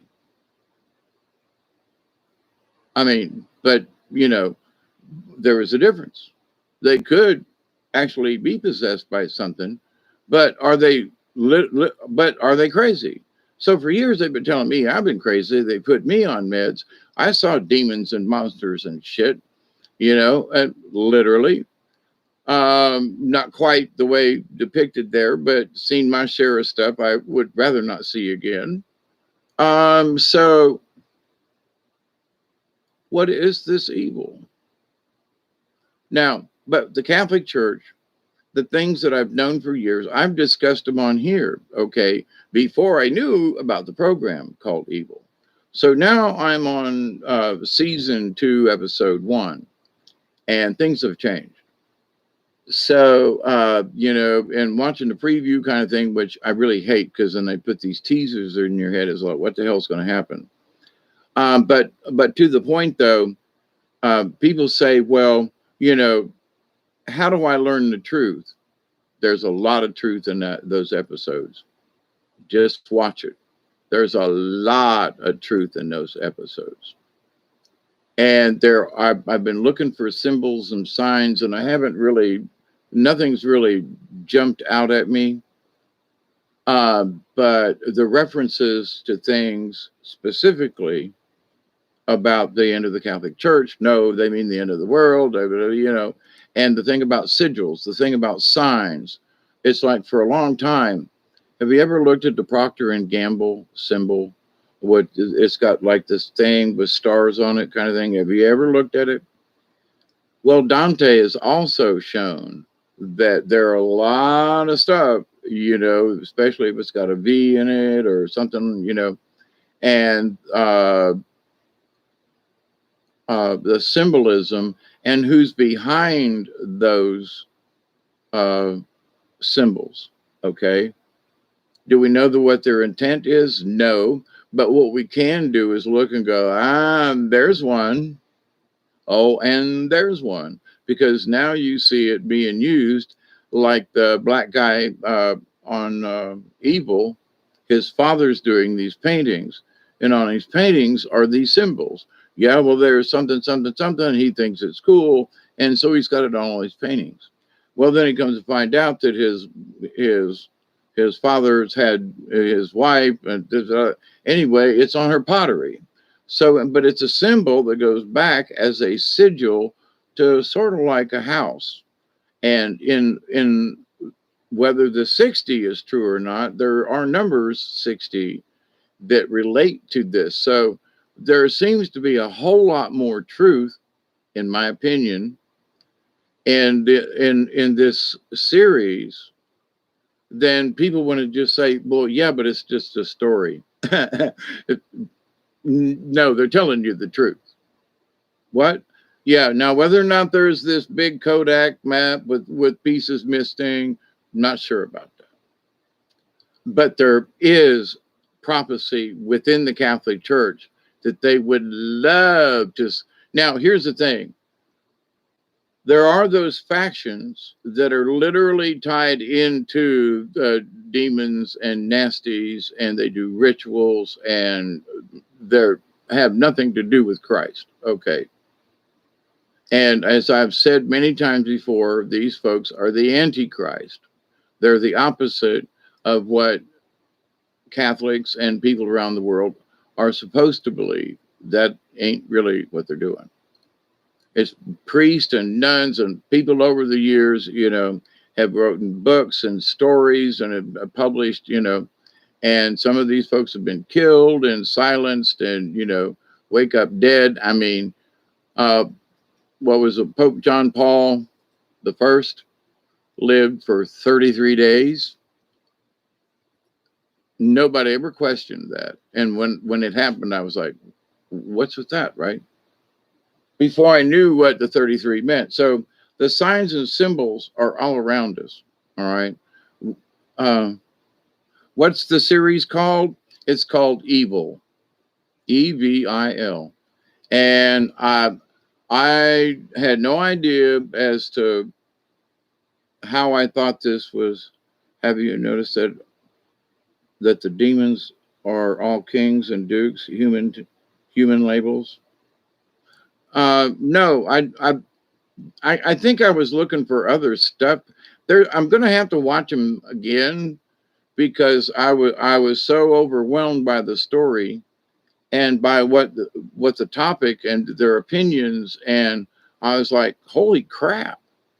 But also having been in the system about one guy gets, murder and this guy gets something else and blah, blah, blah. But anyway, and one guy gets off.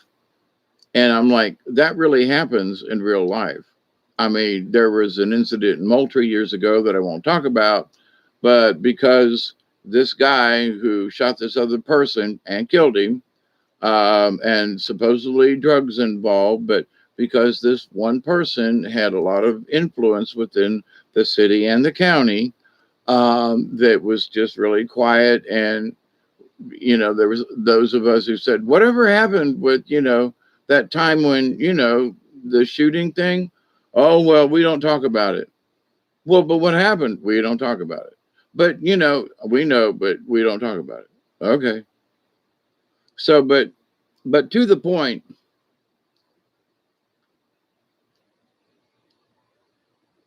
one of the things that I noticed by one of the demons, one of the faces looked very similar to one of the things that Dante showed as, I think, the Mater, I think, or one of those kind of critters. The face was very similar, and how it hid in the darkness. When the black guy standing outside, leaning up against the lamppost, the light bulb blows. And in Dante's videos, it shows that, and I've seen similar things. The lights will flicker or they'll blow when some of these entities are nearby. And they're not demons, they're ETs. And they're in a sort of force field shield to make them invisible. And, at certain frequencies and things, they will, but one of the signs is that if you see the lights going out coming down the street, and the one next to you goes out, you could better bet your ass whatever it is really close, right? So and these things exist, but there are people who are going to say that they are demons. Now, some of these entities can inhabit a person. They can literally walk right in, and they ain't nice. But are they demons in the sense that a priest could exorcise them? And I would scratch my head and go, Now, to the point though, now think about this very simply. If you annoy something long enough, it might just give up. What do I mean by that? Okay. In a couple of these, there's a lady who's speaking and she's being tormented and stuff. And it is not a pretty sight. And she's obviously, I've met some crazy people, literally when I was locked up in the crazy house. You meet some people in there and you go, man, whatever that person's nuts. I'm not crazy. Whatever these people is wrong with these people in here, I don't belong here. I belong on the outside where, so whoever's opinion think that I'm like these folks, we have to change that, right? So, but anyway, it is about opinions. And some of them folks did look like they were just, there was somebody else in there I'm talking about. Because they'd be like, look at this and blah, blah, blah. And then they would stop and they would go, do you know what your spirit looks like? And you're like, what? Sitting there eating, trying to eat your sandwich for lunch, kind of thing. And, creepy, very, very, very, very creepy. Are some of these psychotic people possessed? Maybe. But here's my point. If an entity is to inhabit someone, there would be a purpose for it. So if the entity entered a person just to make them crazy and they got locked up in hospital, and what purpose would that be? What would it serve? Why would the supposedly smarter being I said supposedly smarter being, the demon, what would its intent be to go into a crazy person, then get locked up and drugged all the time? You know what I mean? So what would be the purpose? To make other people in the place crazy? I mean, just what would be the purpose? So would a walk-in or an entity or something, want to inhabit a corporate CEO? Yeah, or something like that. But some homeless guy underneath the bridge. I'm just saying, you know, now a homeless guy underneath the bridge could possibly um, um, do some damage. But to the point though, these entities, if they are who they say they are, have bigger things to do than be a drunk underneath a bridge, is my point. Now, could these people have picked up minor spirits or something? Yeah. But there are other kind of entities and things that will infect your mind and make you feel like you're crazy, right? So there are some folks who are in that category right now, and they're like, they don't know what to do with the change, whatever the change is. Some folks that I know who are, retired now and they don't have a full-time job and they really don't know what to do because their life was all about their job. So without the job, they don't know what to do. Well, my friends, well, they were at work. And my friends, yeah, and that was it all had to do with work. So now who you got, right? So you gotta, there is a death there and you have to be able to pick up and go, okay, I get my check once a month and I go to this and I still do a few things, but um,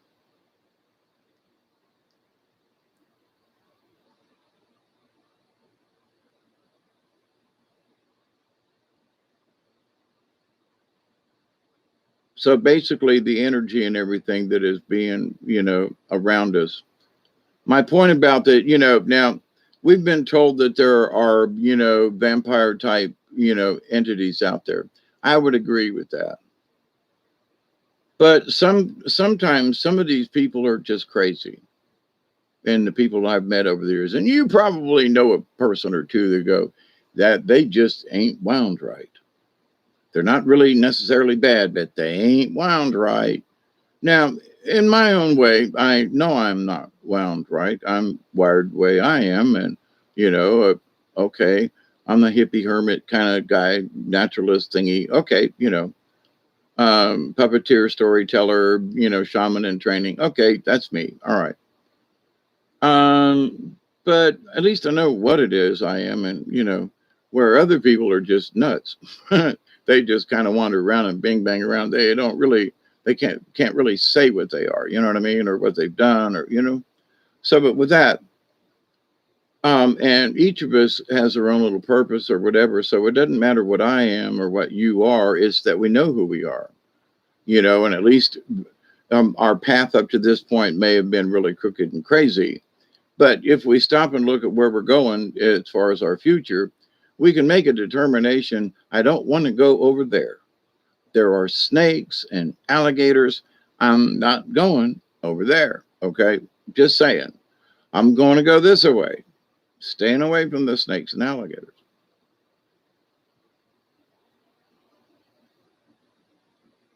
So we learn from our wisdom is that we learn, right? But now there are those folks who have a GPS and they go, yeah, but if we cut across through here, it's a shortcut. And you look at them and you go, fine. I've had people like this before. But the GPS says, and I'm going, look, I live around here. I've been down these roads. You don't really want to go down that road. I'm telling for me, it's rained. We've had, almost 3 inches of rain here this afternoon, flash flood warnings and so forth. Again, the river's back up. It was at 6.5, just below 7 foot, and now it's back up to 9.5. So, paddling. But anyway, and in several places on several of the rivers, this is the highest level, the highest the high the highest water level, yes, for this time of year ever since they've been recording them at these stations at some of these bridges. It's the highest ever recorded. Now, some of these things have only been in,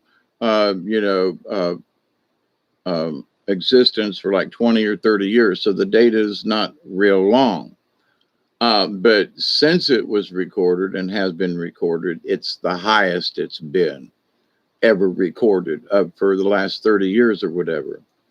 Duggar's doing fine, Pearl.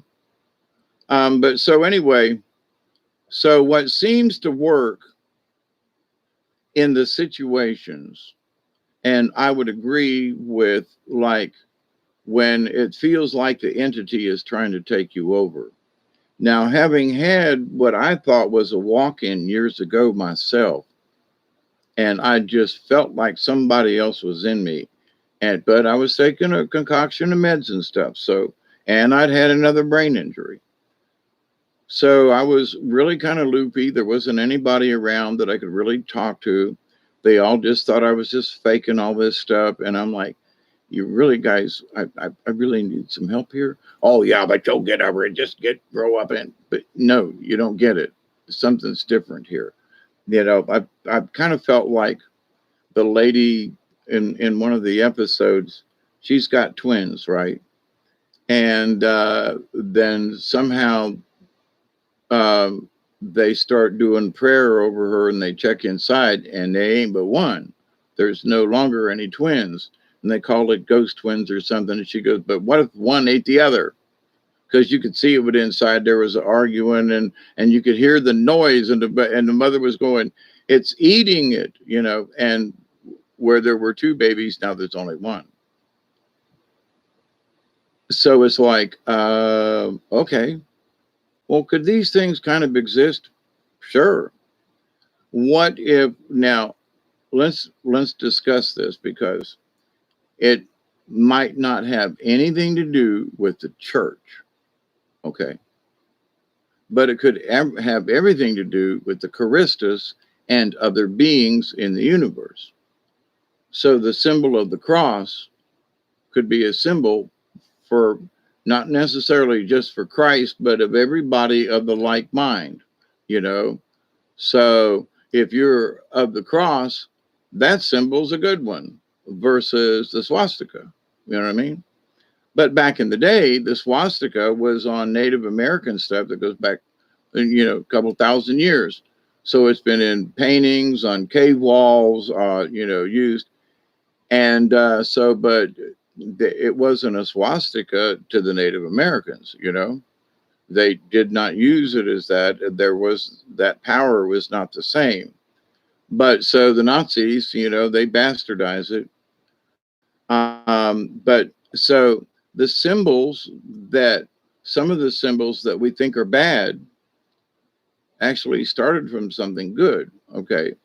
And there are some things that we are told are good symbols when actually they may not be. Okay. So in trying to decipher this stuff, the symbols and the signs and everything's in the universe is being seen, right? In their opinion, they have the right to show us all this stuff. And as some, you know, like David Wilcox and some other folks, you know, they always are supposed to tell us what's going on in the movies and stories, right? Well, let me tell you, some of this stuff here lately has been 100% on the mark. Things that I studied, things that I know about demonology. Back when I was in Tampa, they had courses in demonology at the University of South Florida. I could go in the library as long as I couldn't check any books out. Man, they had whole sections on demonology and symbols and signs, and some of these books was old. I met a professor who was a wizard, a warlock, and he conjured up something in the apartment one time, and it was this orange sphere of light that just kind of appeared out of the ceiling, and it buzzed around the room. Yes, we had smoked a joint, but we weren't tripping. And this thing landed on the floor. They had two Siamese cats, and then it just went poof. Well, here's the thing. People say, well, it was imaginary. He projected with his mind. Okay, here's the thing. The cats would not walk over that spot. There was like this, the sphere wasn't very big, like the size of a golf ball, kind of sun looking, yellow, orangish kind of thing. But there's a spot on the carpet about this big. And if you had Linus and you had him and you tossed him on the floor and you tossed him towards that spot on the floor, he would contort and twist as to not land on it or near it. It was the creepiest thing you've ever seen. And they moved out of that apartment. But but people say, well, that was a fake. Well, for many months after this event, them cats still would not cross that spot on the floor for whatever reason. But that's where that orb thingy kind of poofed away. In India, on every street, you see the swastikas. Yeah.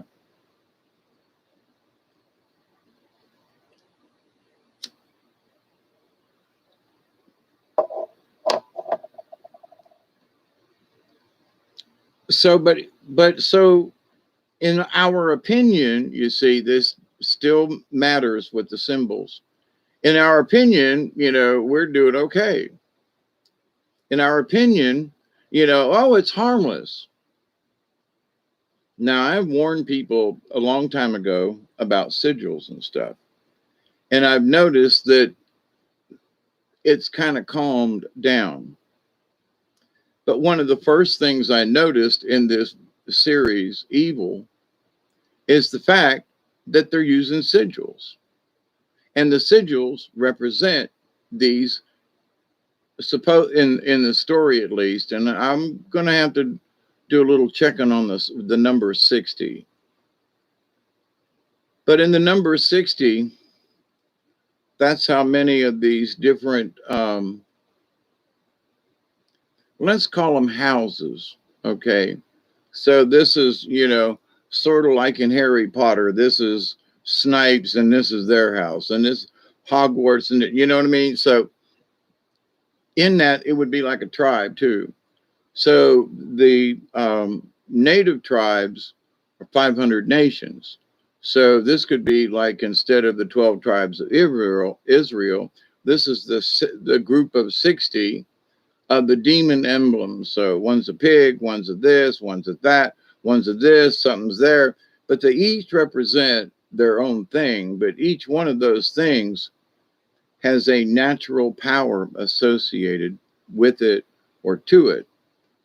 So, but anyone who uses the symbol, then, if they are conscious of it, are using this symbol to further the energy of whatever that symbol sigil is. So they refer to these things, right, as sigils. Now, that right there, for those of you who've been hanging around with me for a while, the idea is, so they're discussing sigils. They're discussing ancient documents, like I said. The Catholic Church has documents that this is the last pope. I've talked about it. So these things that might be different to other people, when I watch this series, I go, it's 100% right on. And maybe with a little something else kind of tossed in. It's kind of creepy, right? So, and they're showing us, all right. So how do we do this? I've talked about this for a long time, and it's still important. They call it soul, they call it spirit, whatever you want. If your core value is good and stable, it's very hard for these things to get in, okay? Because your own energy is not going to allow them. And for whatever, you kind of have to want them in for whatever reason. Well, I've had enough of this. I wish something happened. And if I had the power, you could kind of like, here I am, here, channel me for a little while. I'll show you how to do this, right? You know what I mean? So channeling other entities, other things, people are doing all this stuff. They're writing sigils. So in their own way, they're allowing these things to happen, and they ain't got a clue, right? Mutwam also prophesies about the fall of the Vatican. Yeah. There wasn't a date that that was given by this prophecy. The the date was given by the Pope that this would be the last Pope. And from there, and that one of the things that, and I've known about this for years, right? I've been talking about this. This ain't nothing new. But the fact that it shows up in this series as being, so people are watching it going, yeah, it's a good show. It's true. Now, whether or not it's 2025, it's coming apart at the seams right now. And for those within the Catholic Church, those who are still, those people who want to be Catholics but not associated with Francis or any of them other crazy people, there are people who would like to see whatever it is that the Vatican is now go away and go back 60 years and start over and pick up where in 1964, when they had the Vatican II Council and all the things started changing within the church, they changed the Mass from, Latin to English and all this other stuff. Now, there are parts of Vatican II that I'm like, do you have to speak Latin when you actually know that you could say it in English so that most people would hear it? There are still parts of the Mass that retains its Latin, right? But all this other stuff about the this and the that, and it's just gone nuts. Okay. Catholic Church, last time I went, it was in the circle and people are holding hands and doing stuff. I'm like, what? It was weird. Weird.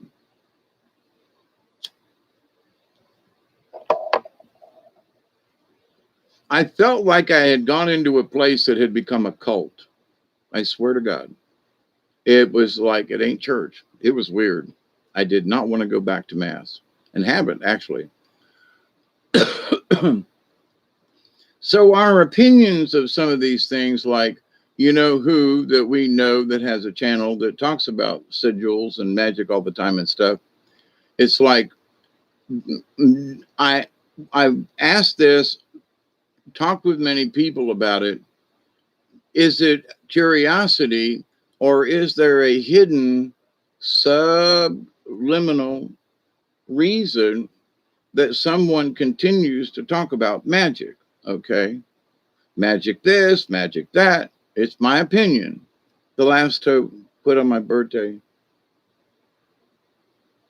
He's still around, mind you. He ain't gone. He's still alive. He said, he refused to do what they wanted him to do. And he said, you'll have to get somebody else. And they did. They didn't kill him like they did John Paul I. Ratzinger or something like that. But to the point, though, Credo move, prophesied. I don't know about the date, Delaney, but I do know that things are happening, and we're almost to 2022. So Dante has said that between now and 2024, 25, that lots of things were going to be changing. So it's an interesting time. And with the things that I have been foreseen or whatever, as days go along, you get the feeling that some of this stuff is like coming to a head. Whatever it is, it seems like, we're getting closer to it. People are, quitting their jobs, like down here in the South, Phoebe Putney Hospital told their employees they would be mandatory to get a shot, and a third of them walked out. A bunch doctors, nurses, staff. I mean, they walked out. They put a Jesuit in place. Yeah. And see, now I have said this before, and I'll say it again. The Roman Catholic Church threw the Jesuits out 2-3 centuries ago and told them, we no longer want anything to do with you guys. And now there's a Jesuit Pope, and that's just not right. In the eyes of the Catholics, it's wrong. In the tradition, it's wrong. Oh man, it's so wrong. And I've said so all this time. But anyway, but people are starting to catch on, going, wait a minute, what is this stuff? And why is this stuff going on? And how come blah, blah, blah, blah, blah? Are we coming up on another hour? We are, aren't we? Wow.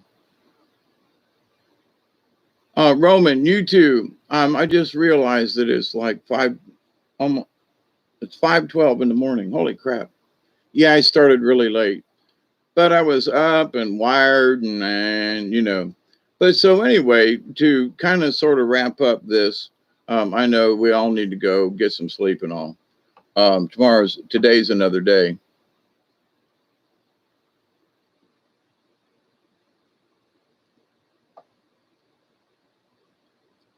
Sometimes we really need to think about how we respond to folks who ask our opinions, because it may be that we don't necessarily lie. It's how we tell them the truth and how much of the truth we tell them. Like an hour ago, I was using my daughter as an example when she gave up her kids years ago and all this kind of stuff. And it's like, she regretted it afterwards, but it's almost 4:20. Absolutely. Do I have enough in here for one more? Yeah, I think I got enough. This will work. But so our opinions change. My opinion of certain things and, climate control and all this 35, 40 years ago, I'm like, yeah, well, I'm still against plastic, I'm still, but there are companies now who are saying, if you bring our wrappers back, we'll recycle them. What? They're plastic. Yeah. Okay. A candy bar, if you save your wrappers and bring them back to the store or whatever, we'll recycle them. You're kidding. That's a good thing.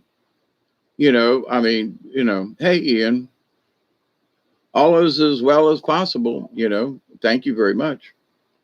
We're almost at a 4:20, and I'm going to make this a 2-hour one tonight, Ian. I don't mean to drop out on you, but it is almost 5:20 in the morning, and I need to get up and do some. If it doesn't rain tomorrow, the temperature is supposed to drop. Now, guess what?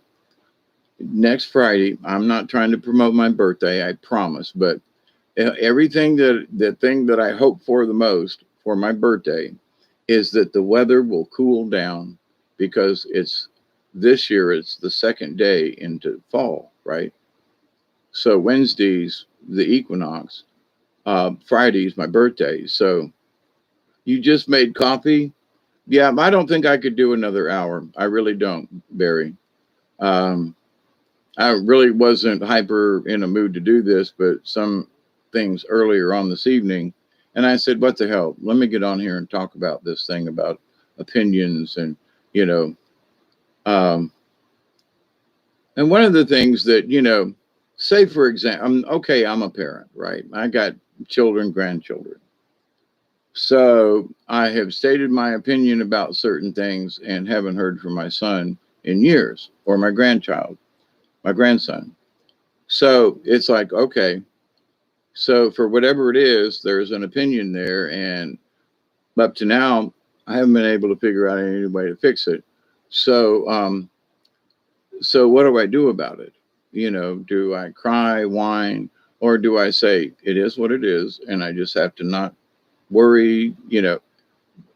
Whatever karma, whatever universe, whatever it is, it will fix. It'll work out. Whether I think it works out for me or not, that's my opinion. You see. So.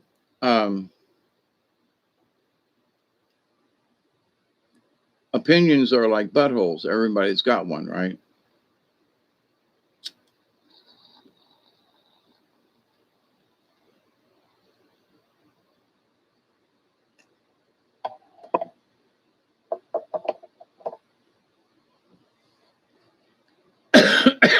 So, for example,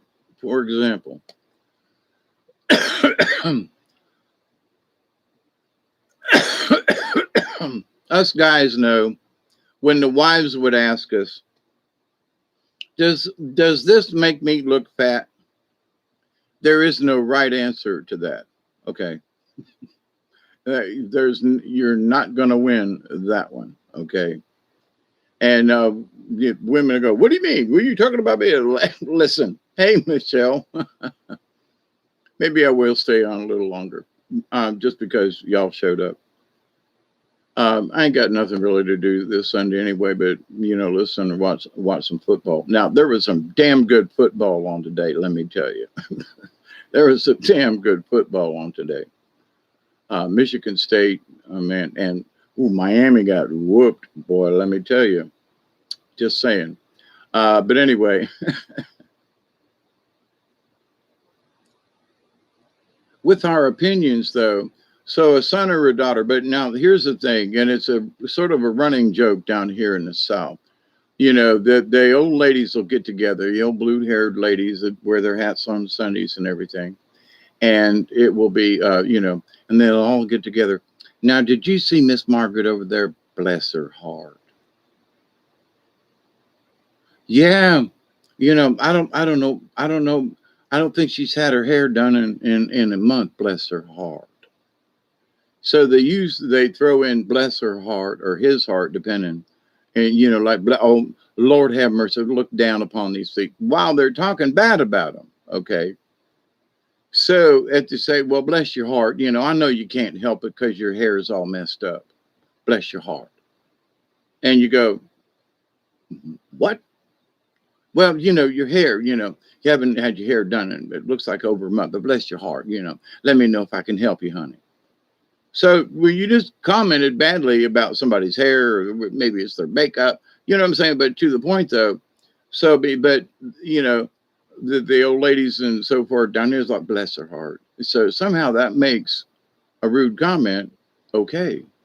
Honestly, to listen to some of these old ladies chatter, it's hilarious. I mean, bless her heart, bless his heart, bless their heart, bless, oh my God, right? So we got 1 minute. I think I got another hit in this thing.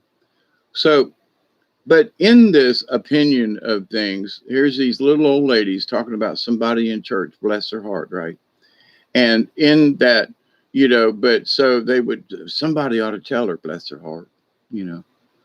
And it's almost contagious when you start. Hawkeye, those ladies sound like the old cuckling hens on Foghorn Leghorn.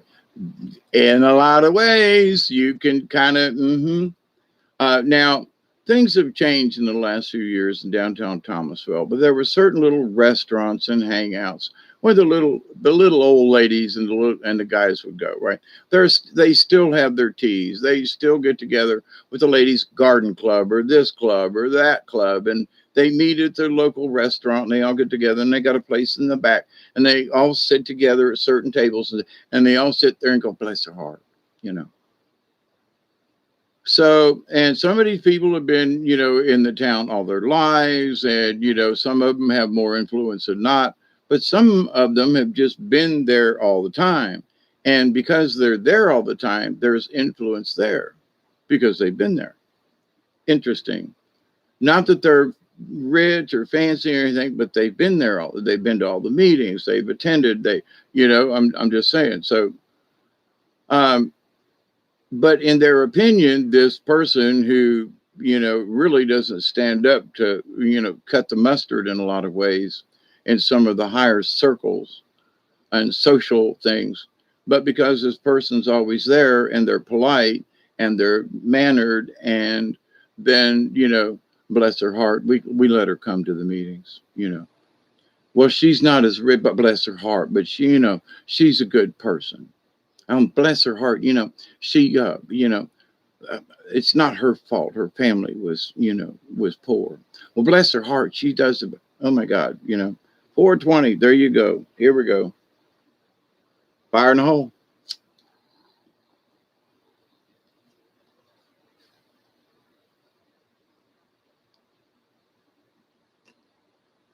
That might be the last one of them right there. Cheers, everybody.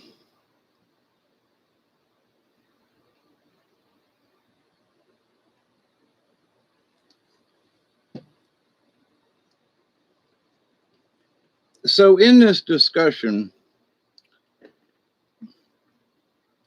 of sigils, talking about opinions, because is there magic within these sigils? And there's a lot of evidence that there is. Or if at least they are identifiers.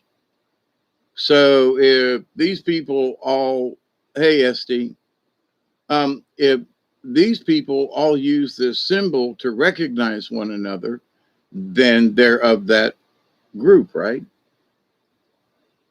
We don't need any, we don't need no stinking symbols, you know? We're all members of the like minded beings, and we just know it. We don't need no stinking symbols. But anyway, but for those people who use those kind of things, handshakes, I mean, you know, the Moose Lodge has got its little things, and there are people up north that the Moose Lodge folks do that the Southerners don't do. I mean, you know, there are some things that's similar, but it's regional. I mean, so, but it's part of the club, right? Join a sorority, do a thing, you know, whatever it is. So you've got that badge, right? So what if these sigils in and these doodads in the episodes of Evil, and my when I saw what they were doing and how it was laid out, I was like, oh my God, it looks familiar. When I saw the sigils and everything laid out, I was like, I swear I have seen something like that before, whether it's in a previous life, because I've never been to the Vatican or anything like that. But when they unrolled that thing with the holes in it and all, I went, oh, holy crap. Why does that look familiar? It wasn't like, I wonder what that is. When they zoomed in and you saw the different sigils and all the different signs and all right, representing the houses and stuff, I was like, man, of course I've read a lot of stuff and demonology books and stuff back in the day. So but when for me, when I saw it in that episode, I wasn't surprised. Like, oh my God, look at that. I was like, oh my God, is that? Look at that. You know, it was a different kind of what. I was more shocked than surprised. You know what I mean? Because it's like there were so many other things that they were telling and have told that are true that you got to scratch your head and go, So, but in this demon possession, a weaker spirit, somebody who's just not tuned in and they're just, blah, blah, blah, bouncing around. They're not bad people, but not necessarily good. They're just not bad, They don't really have any intent. They're just kind of here and, oh, they might have a job and they do it, but they're just really not here, right?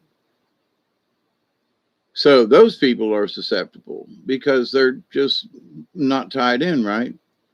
But for those of us who are strong, and I talked about this many times over the years, and I bring it up again, in that when I was having issues with some of the crazy spirits in my backwoods, because they live right between two cemeteries, anyway, but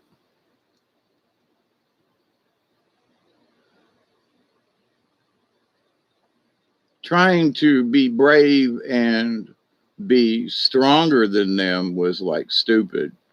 I actually, in a way, challenged them, and I realized that they were whooping my ass, right? The sigils of council of 42 angels are on the bathtub of the Pope.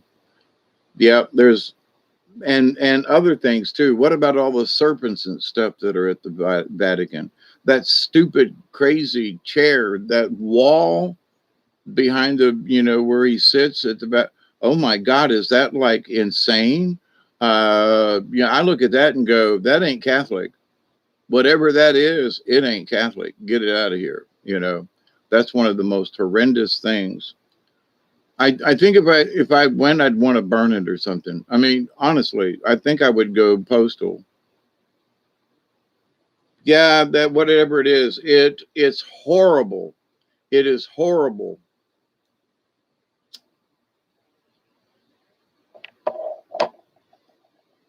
But the way the Vatican is laid out is like a snake, and there's serpent signs, and there's a bunch of stuff. And why does the Vatican have all this stuff from Egypt? You know what I'm saying? I mean, what's Egypt got to do with the Vatican and Christ? You know? So, like obelisk and things, it's just strange. So, and that's why one of the things that Dante said, the Catholic BS, right? That if they really only knew what the truth was, that Peter was a traitor, and that this one and these others were traitors. Um, they turned it into a belief that would, for whatever reason. Here's the thing: there was enough of it to actually believe, okay, because there's truth in it.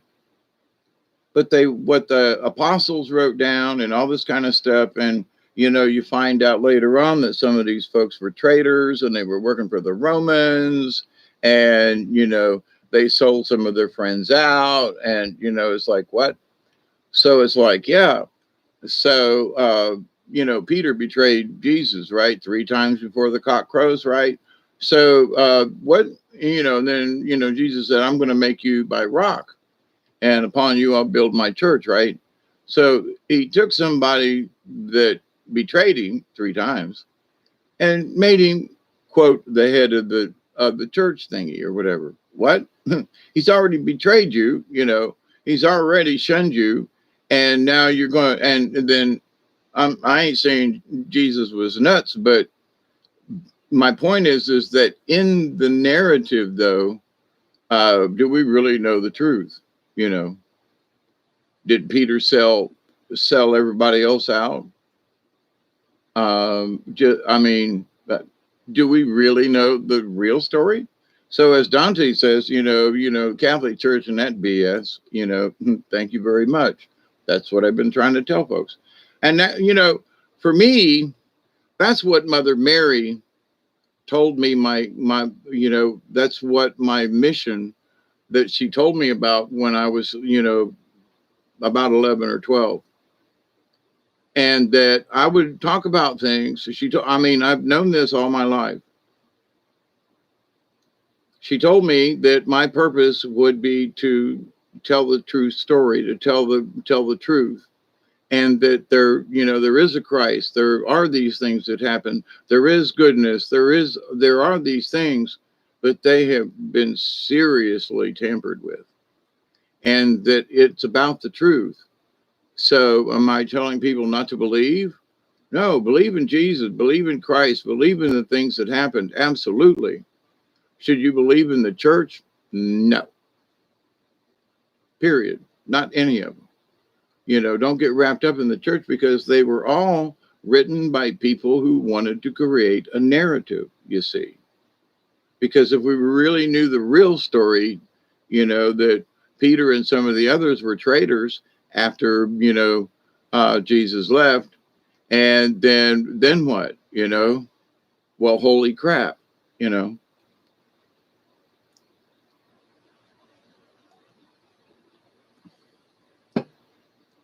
So, and my reference goes back to my discussion about the 9/11, in that we can all agree that something's fishy, Building 7, etc. We don't know what happened. We don't know who's responsible. We just know we can agree that something's fishy. So, but here's the thing. So we were given a narrative, though, but many of us doubt what the narrative was given. So with the Bible having been written after the fact, is a narrative that, because we have to have faith in God and all the social guilt, right, that we have to accept it as faith, and every word, everything is accurate. And we should not at any point, argue with it, because then you're arguing with God, and then you have to ask for forgiveness, and then you got to go through all this stuff, and it's like, but wait a minute, but they're the ones that created the narrative, not Jesus, not quote God. These folks did. Okay. So we take it as gospel, literally, when it, there may be a lot of fake in there. There might be a lot of bad stuff. Or did Peter's followers make it all up to 200 years later in order to justify their claims of history? Thank you very much. And who wrote down what, and who did this, and who did,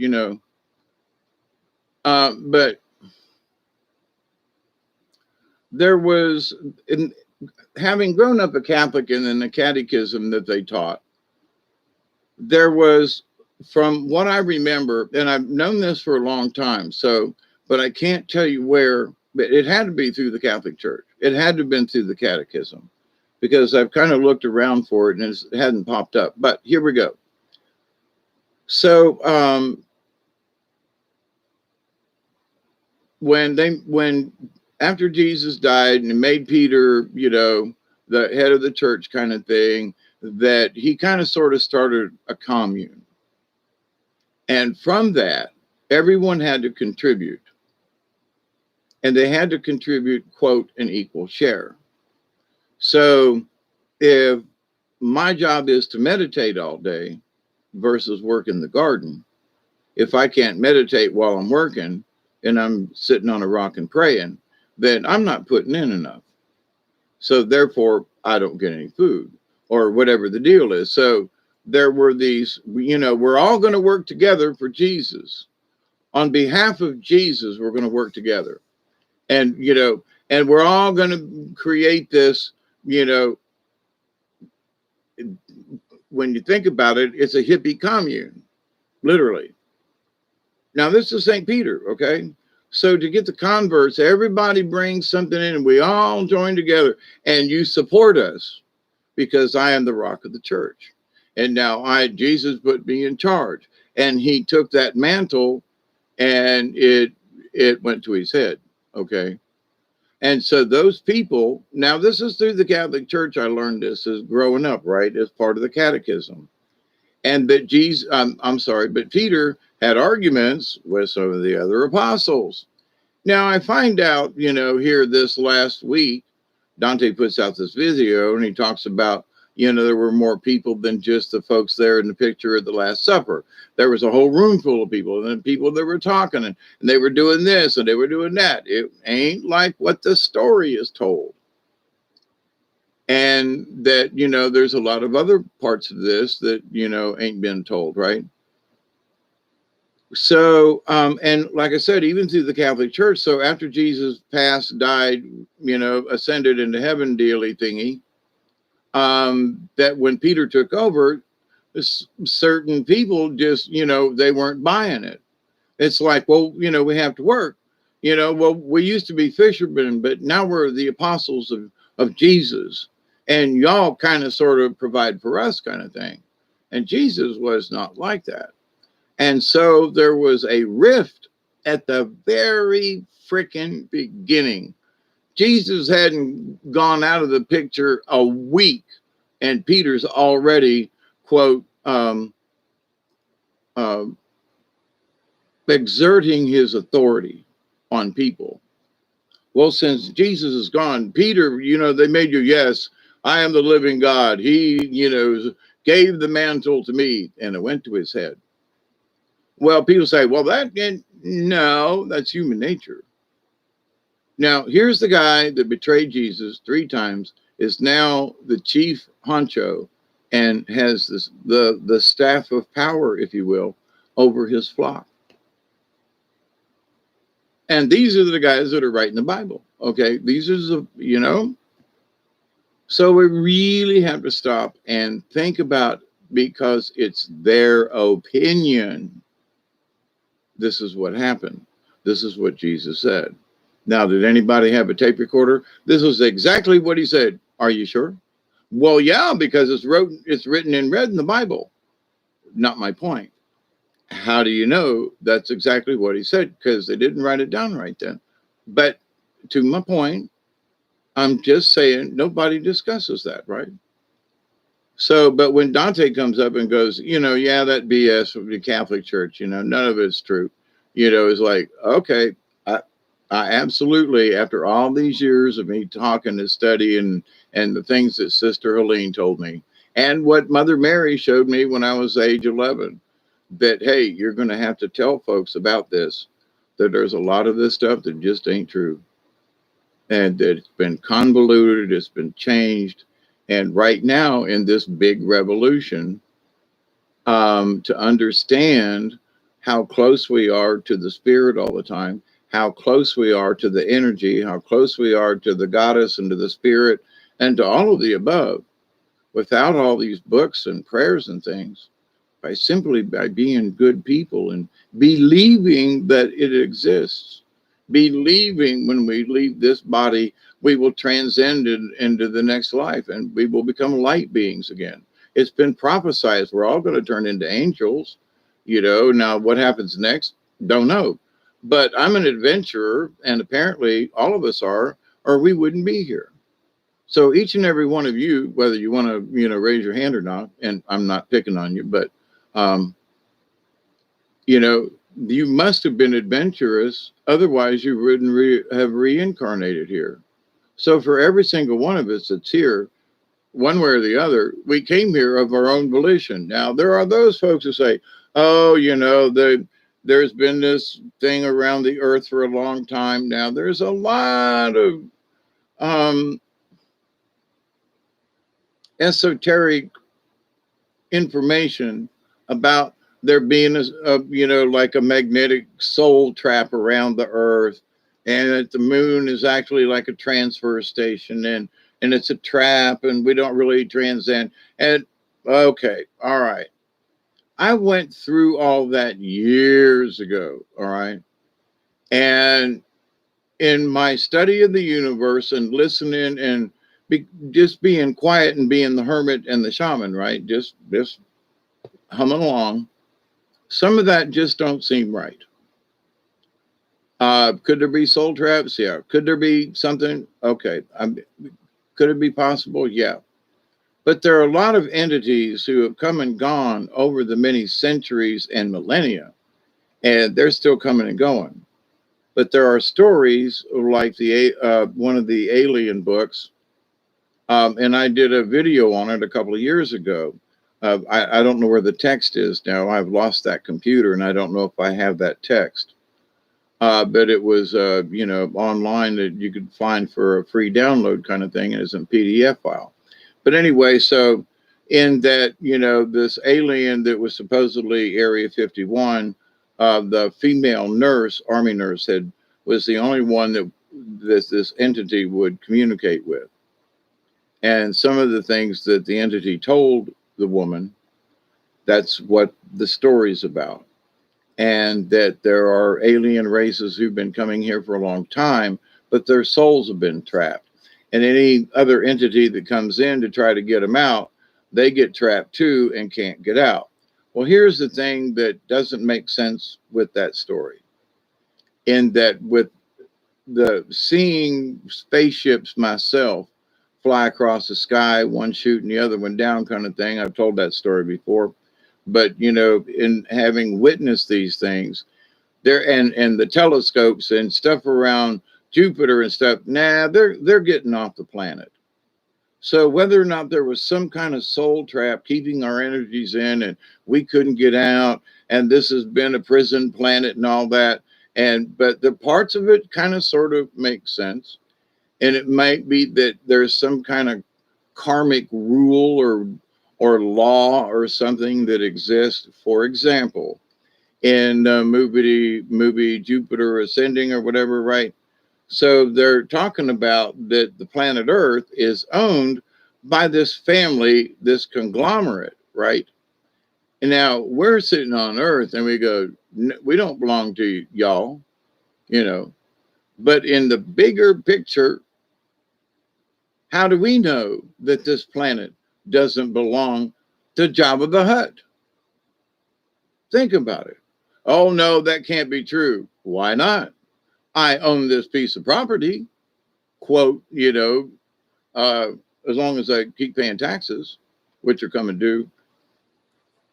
But the idea, though, you say, well, that can't be possible. Why not? Well, but, it's the earth, it's been here, and, God made it, and Jesus and all that kind of stuff. Yeah, okay. But so God made another planet with Jabba the Hutt and the Abraxas. Yeah.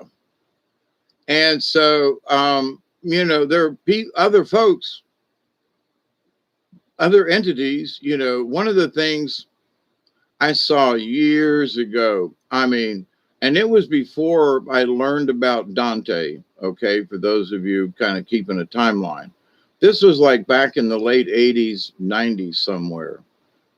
Was watching Jupiter, studying Jupiter. The internet was still, was coming out. There was a lot of pictures. I would always, I had subscribed to astronomy, sky and telescope. Used to go to the library, once a month and, read all the current magazines and see what was up and all that kind of stuff. And I used to stay abreast of a lot of it. And if there were any articles within the magazine, well, then I'd copy them and staple them together. And, where access, I couldn't afford to buy the magazine a subscription. But when I could, I used to get these magazines, right? Anyway, so to the point, there was a lot of stuff about Jupiter. And here recently, there was a big something hit Jupiter, right? I mean, just within the last week or so. There's stuff and talk about it. Okay. So, but that, and I think it had to do with one of the satellites that went by Jupiter on its way to Saturn. And that they noticed that there was like this debris around Jupiter, sort of like the rings around Saturn, but not quite as noticeable. And that the moons didn't really seem like a couple of them seemed like artificial, like that comet that came in that they landed on, that tapped on it and it went bang, bang, bang, bang, bang. Right. It's a rock. No. That Uwayamama wow thingy that came in, it had a trajectory. Then all of a sudden it went boom and started spinning. That ain't natural. So some of these things Dante's talked about, but some of these things, whether I knew about him or any of that, I knew that something else was up. Okay. So I'm getting to the point of this but anyway, so one of the satellites that then flew by Saturn, I think it was on its way out to Neptune or something, or maybe Myanus, or maybe it's Uranus. I don't know. But anyway, but as it's going by Saturn, in the debris fields of the rings, and there's been a lot of talk about the rings around Saturn, and there's stuff they do not want us to know about what's in the rings around Saturn, the debris. And there's like great big pieces of machinery and stuff that, guess what? Only a giant would be able to handle. So you say, giants? Well, duh. If we kind of were brought here somehow and we're the offspring of not necessarily genetic, but that there are other races from other places, and and we're related in that we're from outer space, but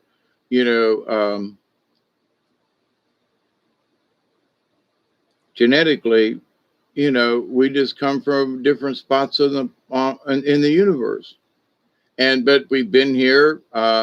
Like South Africa's and the folks with Muta, I can't remember his name, but Delaney knows what I'm talking about. Mutababwe. But anyway, I always say that wrong. But he has, talked about several things. And so the Hopi, and so some other native legends and things. And like some of the things that, have been shown to me, as much as I don't want to talk about them, some of these things are coming true. And it's like, here we are, my personal prophecy of Mother Mary saying, hey, in the future, you're going to talk about this. And here I am. And then all this stuff in the episodes of Evil are talking about the demise of the church. You can look around and see it's the demise of the church and the people within it, things are crumbling. So all these things are true. It's not a made up story.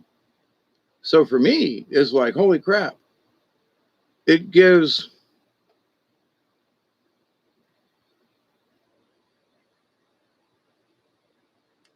I got to use this word. I got to use this word. It gives me some bit of satisfaction to know that the things that Sister Helene told me, to know the things that I had learned, to know that the other priests and folks and stuff that I had listened to and believed, they were right, you know, and here it is. And whether the people in the Vatican actually want to discuss it, there and there are people, I'm sure, that will look at the episodes of Evil and go, wow, that's an interesting story. And I looked at it and went, holy shit, look how fucking true this is. Does anybody who's watching this really know what they're watching? Are they listening to what they're talking about?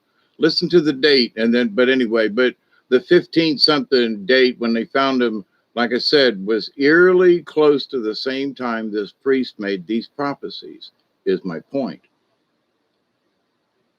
So the document with the prophecies under the Vatican were hidden for a long time, and they still won't like bring it out, you know. But word of mouth, and people have been in the catacombs and so forth. It's, you know, the fact that it's there and other people have written about it, they'll show that, but not the original copy. And so they're very secretive and very freaking careful about who knows what's going on, but it's already out there. But it's not like it's public, but how many people really know about the secret prophecies within the Catholic Church about this is it? So here's these episodes, Evil talking about the exact same thing. Scratch your head and go, coincidence? I think not. You know, and then there are all these other symbols and things that are being shown out there. Do we know what they are? Now, so for some things, for those of you who watch Dante, he will show you signs and symbols and go, see, that one's not necessarily a good one. This one's okay. That one, no. This one, yes. That one, no. Now, what does it mean? It means that the folks who use this symbol or Flash or Mater or some other, you know, cabal kind of thing and not working for the good. So do you want to promote those people, buy their products, use their services or whatever? Or can you find something similar that ain't them, that maybe just be neutral, right? But the fact that, you know, people say, well, symbols don't matter. Oh, yeah, they do. Now, do I know what they mean or how powerful they are? No, but I know that an accumulation of them can affect something. You know, too much of anything is going to clog up something sooner or later.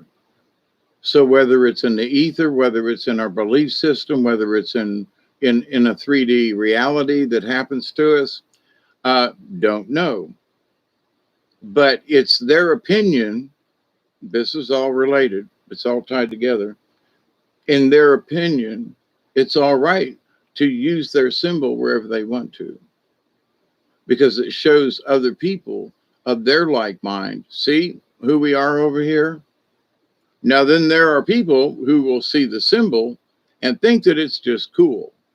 And they will use it, not knowing that it has an attachment to something else that somebody else is using for a nefarious purpose. Whatever that nefarious purpose might be, it ain't working for the good, okay? They're not asking the creator to come down here and shine light on everybody and make us all healthy, wealthy, and wise and cure all the cancer in the children and people and stuff. And we don't see none of that happening. You know what I mean? Not to be, I'm not trying to be sarcastic. I'm just saying, you know, something like that starts happening.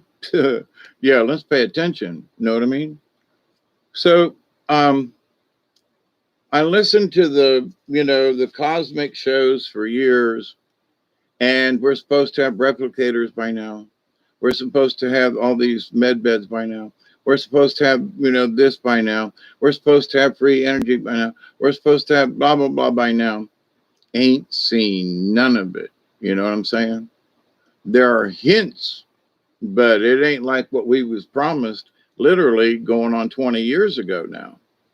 So you say, well, okay, well, I had faith that these beings, these people, these folks were telling us the truth, and they kept our hopes up.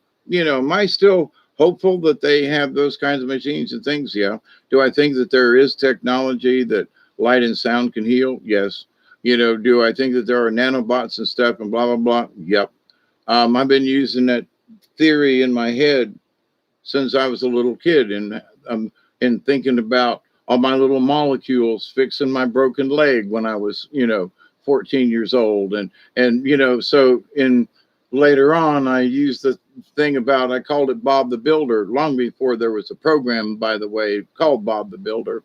But Bob was the builder and would go in and fix my neck, and all the little all the little molecules and all the little guys would all get together with plaster and they'd fix my neck. And, so this visualization for me, I've been using it for a long time. So, for me to it's not a big leap in that it exists, that the power is within us, because I kind of sort of used it myself. And that doesn't seem to be much of a stretch that someone would know how to help those thoughts along, or actually give you little nanobot thingies that could actually come in and go in and fix it, right? Wish we would find written proof of the time Jesus. Right. Well, we have an idea, and there's proof that he was here, So for me, I'm preparing for Dear Church of Satan video. Really? My dad was a federal officer, always told me the spaceships from the other worlds were real. It was true, no doubt to him. Yep, maybe they own it because we sold it to them for a few shiny. Here's the thing, Ian.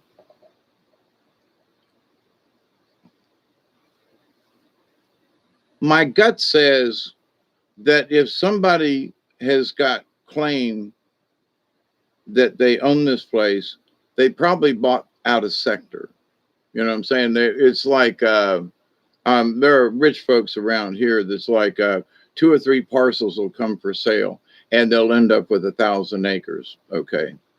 Now, there's nothing wrong with it. They're not trying to, it's just, well, this farm over here is, got 100 acres, and this guy over here, and then there's this property in between. So you go over and you ask the guy, you go, you got 50 acres, you want to sell it? And the guy says, well, I really don't want to move. And you say, well, you can stay in the house, but I just want the property. I want to join all this together, and I'm going to turn it into a plantation, which is the truth, right? So the guy says, well, okay. And the guy who buys the property says, well, and you can still use this portion of the property as long as you live, and you can stay in the house, blah, blah, blah. So they make these arrangements out in the country a lot of the times, right? So out in space, you say, well, wait a minute. Well, now look, the universe has been here a long time. This idea that it's only 10,000 years is just like, come on, that's a drop in the bucket.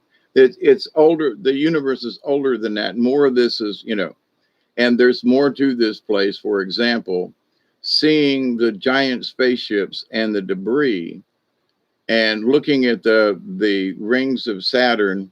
Hey, Deborah, how are you? I saw a huge white recuperator, which was a surprise to even see one used make stuff while in space, the guy said. Yeah, okay. Now, see, they might have it, and they're not telling us, and see, that's interesting that you saw that.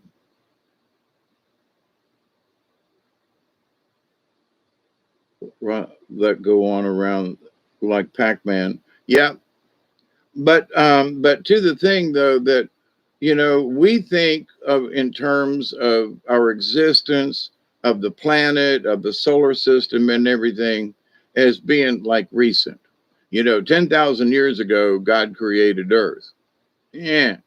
Maybe 10,000 years ago, God created the Earth, but the solar system was already here. You know, I mean, it'd been around for a long time.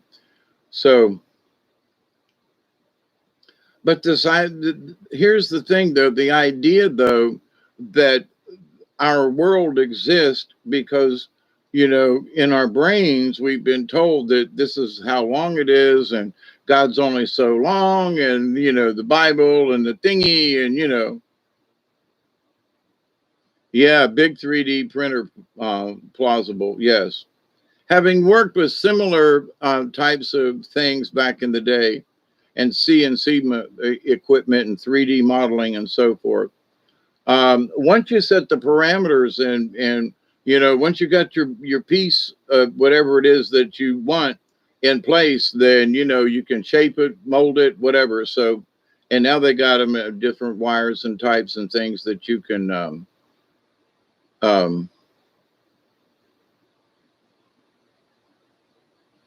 make it out of different types of plastic, like a Teflon, or different grades of plastic. So, which is very interesting.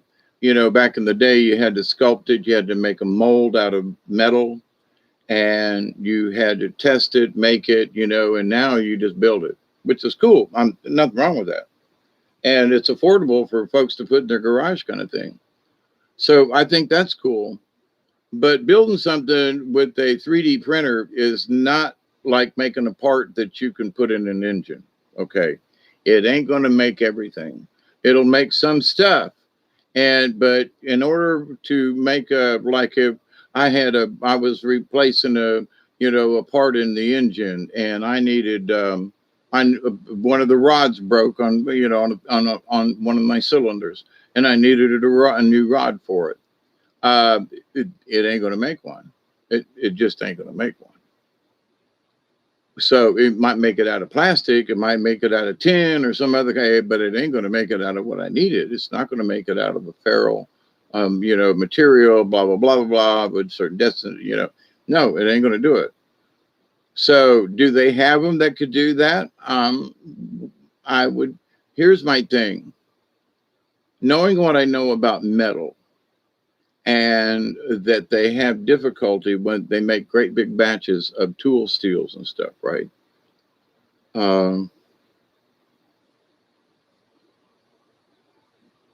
That the metal has to be the right consistency.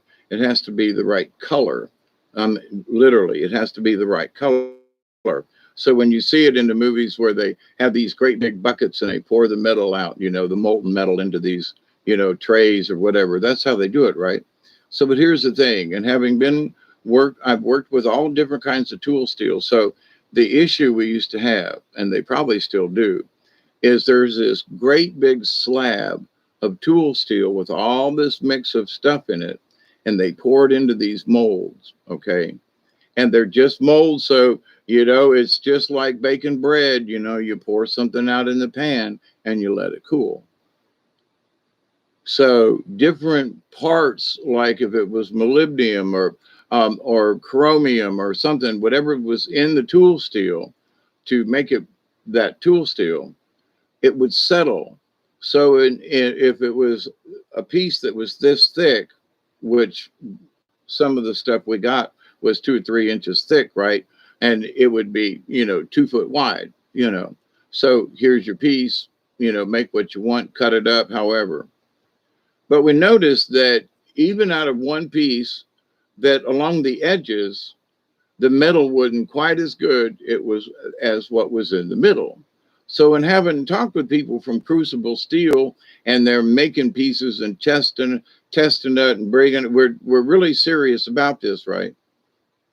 And the guy tells us, he said, when you pour the metal, he said the outside edges will cool quicker. So they don't have the same hardness and density as just like in a cake. You bake the cake, you put it out on the rack. The outside's going to get crusty easier because the pan's touching the outside, heat transfer, and the inside is still going to be moist hot. You know what I mean? So it's the same thing. So when people talk about, well, I could make this with a 3D printer. Yeah, but no. And the reason is because some of these metals and some of these processes are such that you can't just squirt them out and weld them up. Now you can weld some things up and make something look like that with a wire welder, sure, but it ain't going to be the part that many of us are used to, and it's not going to be of the strength and caliber simply because some of these things and some of these metals and stuff that they make are really tricky. Okay, just saying. So, is a 3D printer going to be able to print anything and everything? In my humble opinion, no. Now, is there a future technology that could use something that could help mold or do or duplicate or something? I would say yes. But you're going to have to use apparent metal. Okay. So, for example, if you've got using a connecting rod in an engine, okay. So you've got it, it's broken. So, but I could take that part and it would scan it, use the metal that was in the original piece, and reproduce a part. I believe that's possible. Absolutely. Transference, because you've got this, you've already got the pattern, you've already got the stuff, but you're going to need material. You can't just pull this shit out of the air, right? So I believe you feed something in the metal, whatever it is, of the consistency that you would need, say like for a D2 kind of tool steel that you're going to be used for stamping or whatever, So you use a piece of tool steel that's used or abused or whatever, and you put it in the machine and it uses it and builds a new one. So then that way, the consistency of what you want in the metal comes from some of that metal that's already been poured. Okay.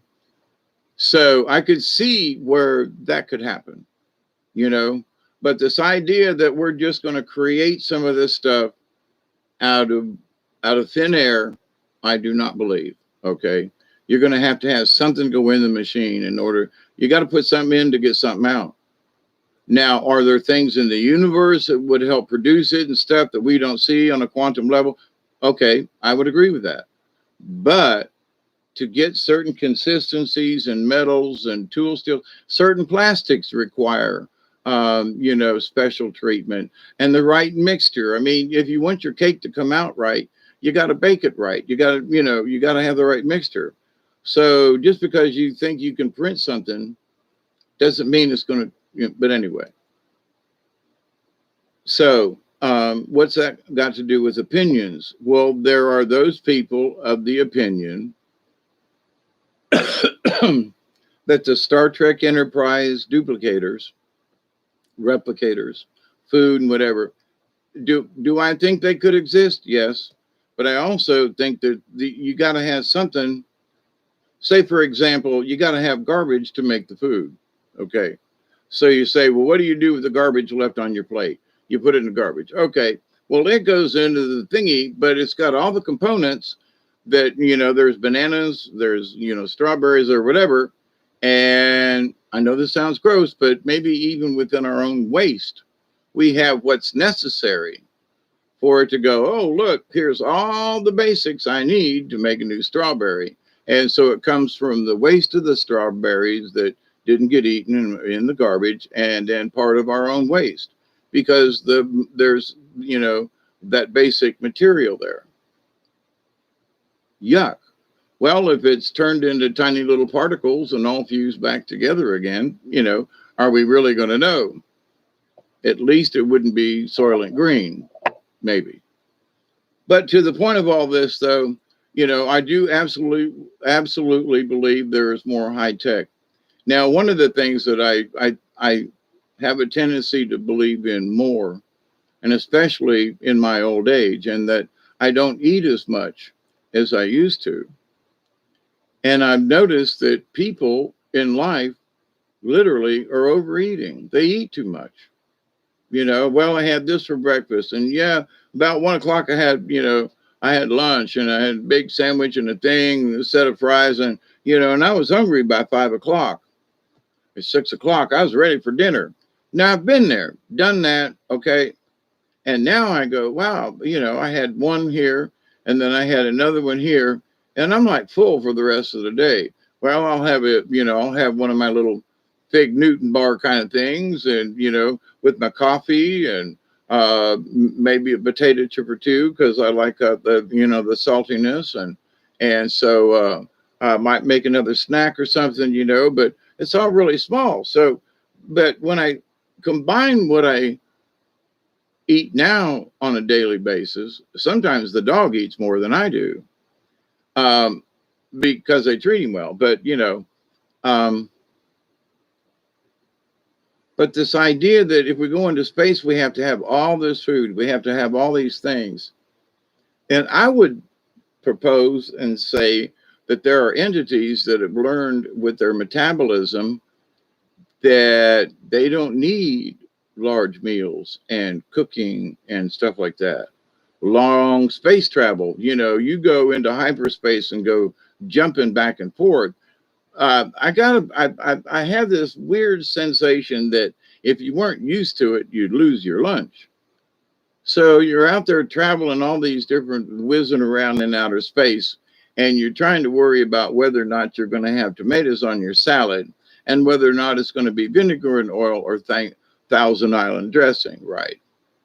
And it's like, well, well, we've got all these places to grow food. Okay, hydroponics. I'm not saying we can't, but what I'm saying is the quantity that we eat now that we call normal might not be anywhere near what the folks in space actually do, because they developed, they have, I don't want to use the word mutated, but they've evolved to where, we might just take some manna, as has been suggested, that is a substance sort of like a marshmallow, and that you pop one of these in your mouth, and you're satisfied. I mean, and here's the thing: people are focused on eating. All the restaurants, all the thingies.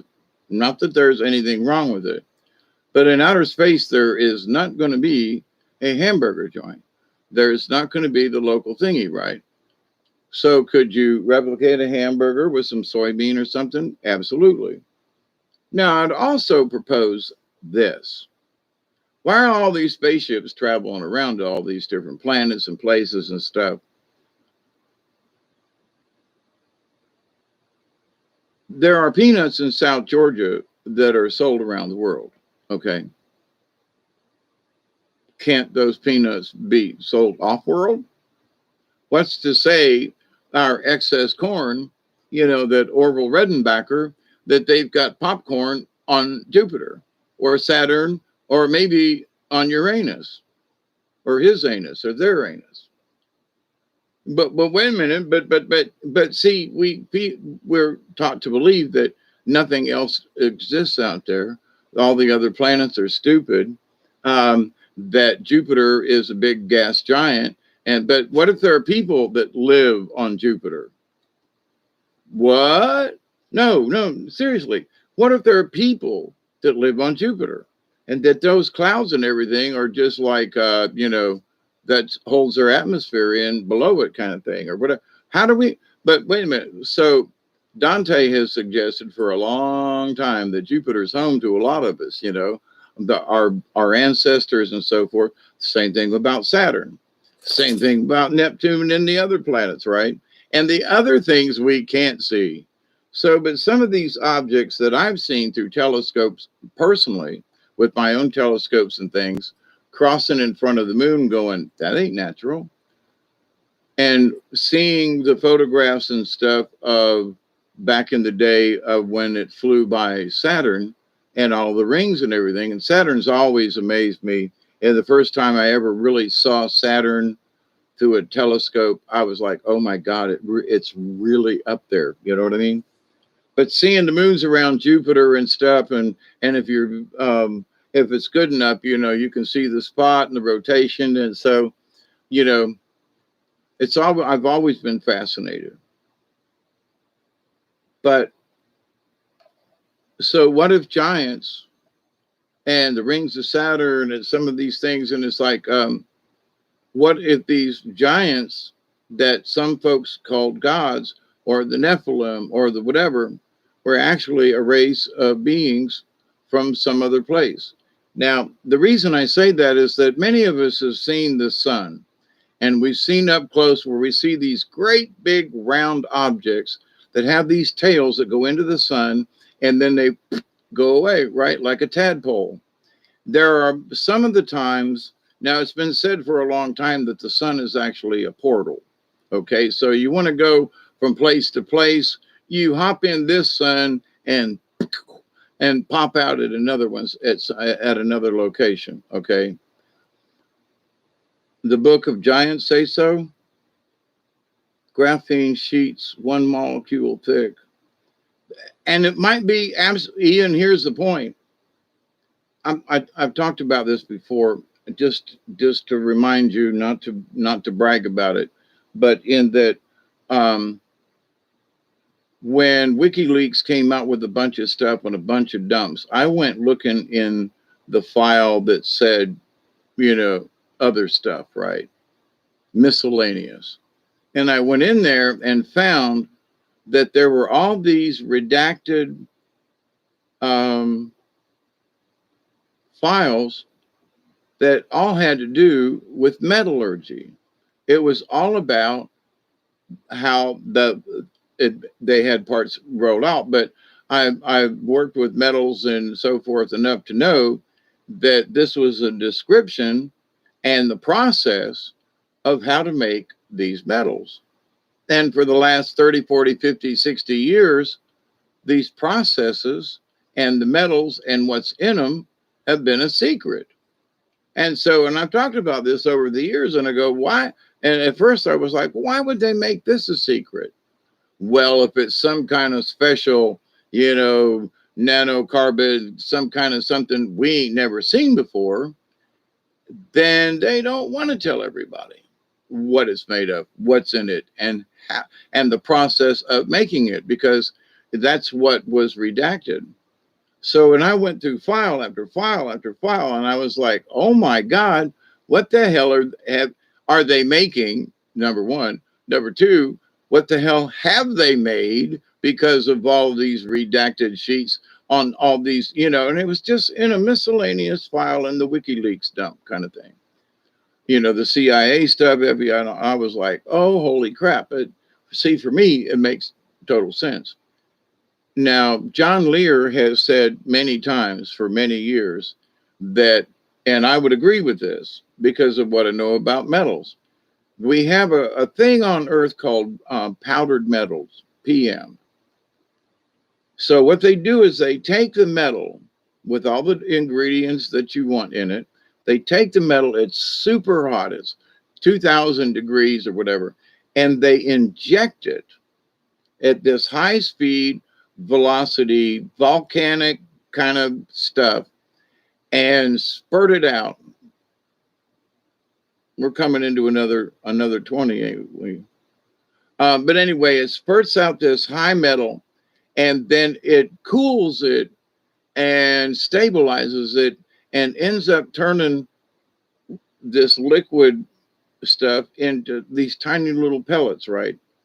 And so as it's coming in and it's sprayed, then it goes under high pressure, like a great big, 500-ton, that's probably not enough, but, and heat. So the whole mold and everything is hot to maintain the temperature of this thing.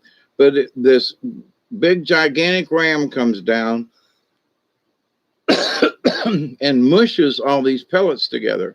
So when you look at the metal under a microscope, there's all of these the molecules and everything are all lined up nice and neat.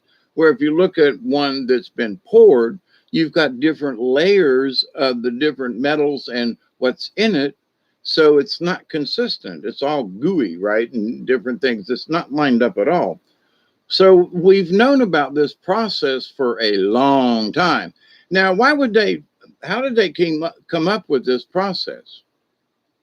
I'm thinking that it's one of the leaked ones because you would need something that's lightweight, that was sturdy and strong and lasted 100 times longer than anything else, because I've tested these materials with tooling 100 times longer than any other material. So wouldn't you want to keep that a secret? Why? Well, you're using them in bearings on a spaceship. It's a certain drive or something. It's got to be balanced, and it can't overheat, and and so my thing is that um, some of these satellites go up. I seriously wonder if there aren't materials going up. Now, John Lear says that they've got space platforms up there. Now, think about if for those of you Avengers fan and Captain Marvel and all that kind of stuff, Spider-Man, okie doke, but it's the platform, right? That Fury's on, and the thingy that goes. Okay, that we got one of those up in space, and there's a lot of evidence that there is something up there. Okay, and so that some of these spaceships that we see, like the TR-3B kind of thingies, are ours, and they're going to our platform like a giant, uh, you know, aircraft carrier. So here's the thing. So they make an aircraft carrier in space. There's not a lot of difference, right? An aircraft carrier's got to be watertight. So if you built one in space, it would be airtight. Just saying. So, and also the thing about ships and Navy, why is the Navy in charge more than the Air Force? Well, because they're ships. Just thinking. So, but anyway, so here we are with, it's 6:19. Okay, going to smoke this bowl. But so reverse engineering, yes. But so I wanted to tell you about this metal method, reverse engineering from Roswell Craft. Yeah.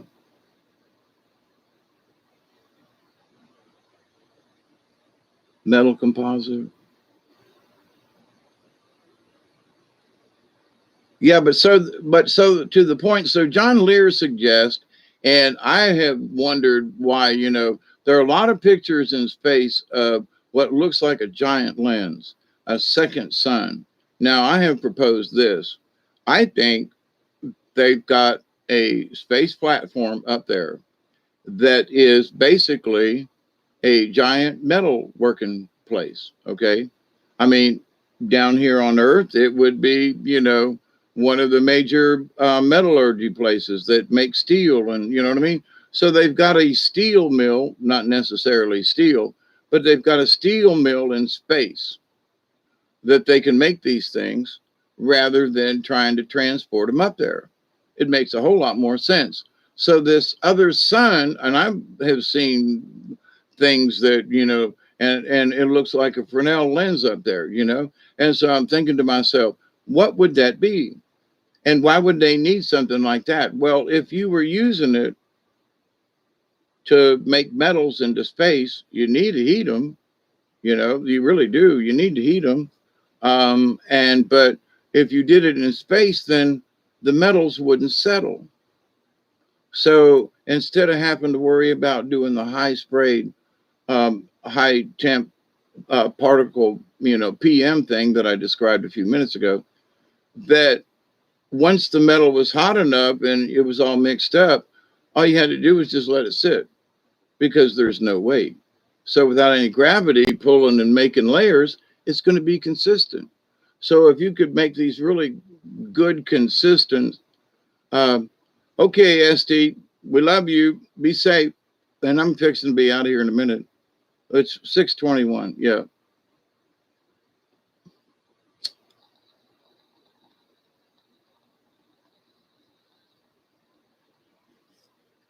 Having worked with injection mold, I used to make the molds and work with injection molding. So blow molding and some other stuff like that. So if whatever it is that you're injecting, if the goo, if the plastic or the wax or whatever it is that you're injecting, even if it's metal of sorts, okay, um, it's easier though to take metal and stamp it than it is to inject it. Okay. Um, investment casting um, is where you make a mold of something out of wax. You encase it in several layers of ceramics. And then when all the ceramics dry, there's a place at the top and you cut it off, you stick it in the furnace, and it's called the lost wax because you melt all the wax out and you leave this mold of ceramic, okay, different kinds of clays and stuff. And so then you take the metal, whatever it is, because I used to do this. It was one of my first jobs in a machine shop thingy. And so then you take your metal and pour it into this mold, okay? And the issue with that is that sometimes the metal doesn't get all the way around in all those spaces. So one of the easiest things to do is to spin it. And so it will put it out into all the places. It will help it settle. But if you were in outer space and there wasn't a settling issue, it seems to me that you could use like a vacuum kind of thing. So that here you have this hot metal and you could kind of suck it into the mold versus just pour it, because pouring it, what would it do? It'd go everywhere, right? But if you had something that kind of siphoned it into the mold, then it would all have the same consistency. It could dry in that shape. I mean, and who knows? Because gravity affects everything that we make down here, one way or the other. So, as thin or as good as you want to make plate steel or whatever, there is still layers in the metal. No matter how good or bad it is, there are still layers in the metal because of gravity and how it's poured. It's just there, right? But anyway, I had to inspect a lot of different metals and titaniums and Inconel and all different kinds of tool steel. So, but anyway, so every time we had to look at these things under a microscope to check them or something, you could always tell of what the piece was, and there would be striations. Sometimes there'd be like pock holes. Like I got a loaf of bread that there were holes in the middle of the bread, where apparently it just didn't fill the whole thing up, right? Can you sue the baker because there's a hole in the middle of halfway through, loaf of bread? There's just a hole. What happened? Not enough dough, but to the point though. Um, Metal's the same way. So you'd cut in a piece of metal, there'd be little pock marks in there. And you're supposed to have a special grind on it and everything. And you'd grind and grind and grind and grind. The more you grind, the hole gets bigger. So what you have to do then, you have to fill it with something. Usually you have to try to weld it to try to cover it up, right? But there's been too many times we've in a piece of steel or something like that. Usually it's a big, thick piece, something, but you'd come across these little holes on the inside of the metal, and it was where it cooled differently. So, but in space, that wouldn't happen.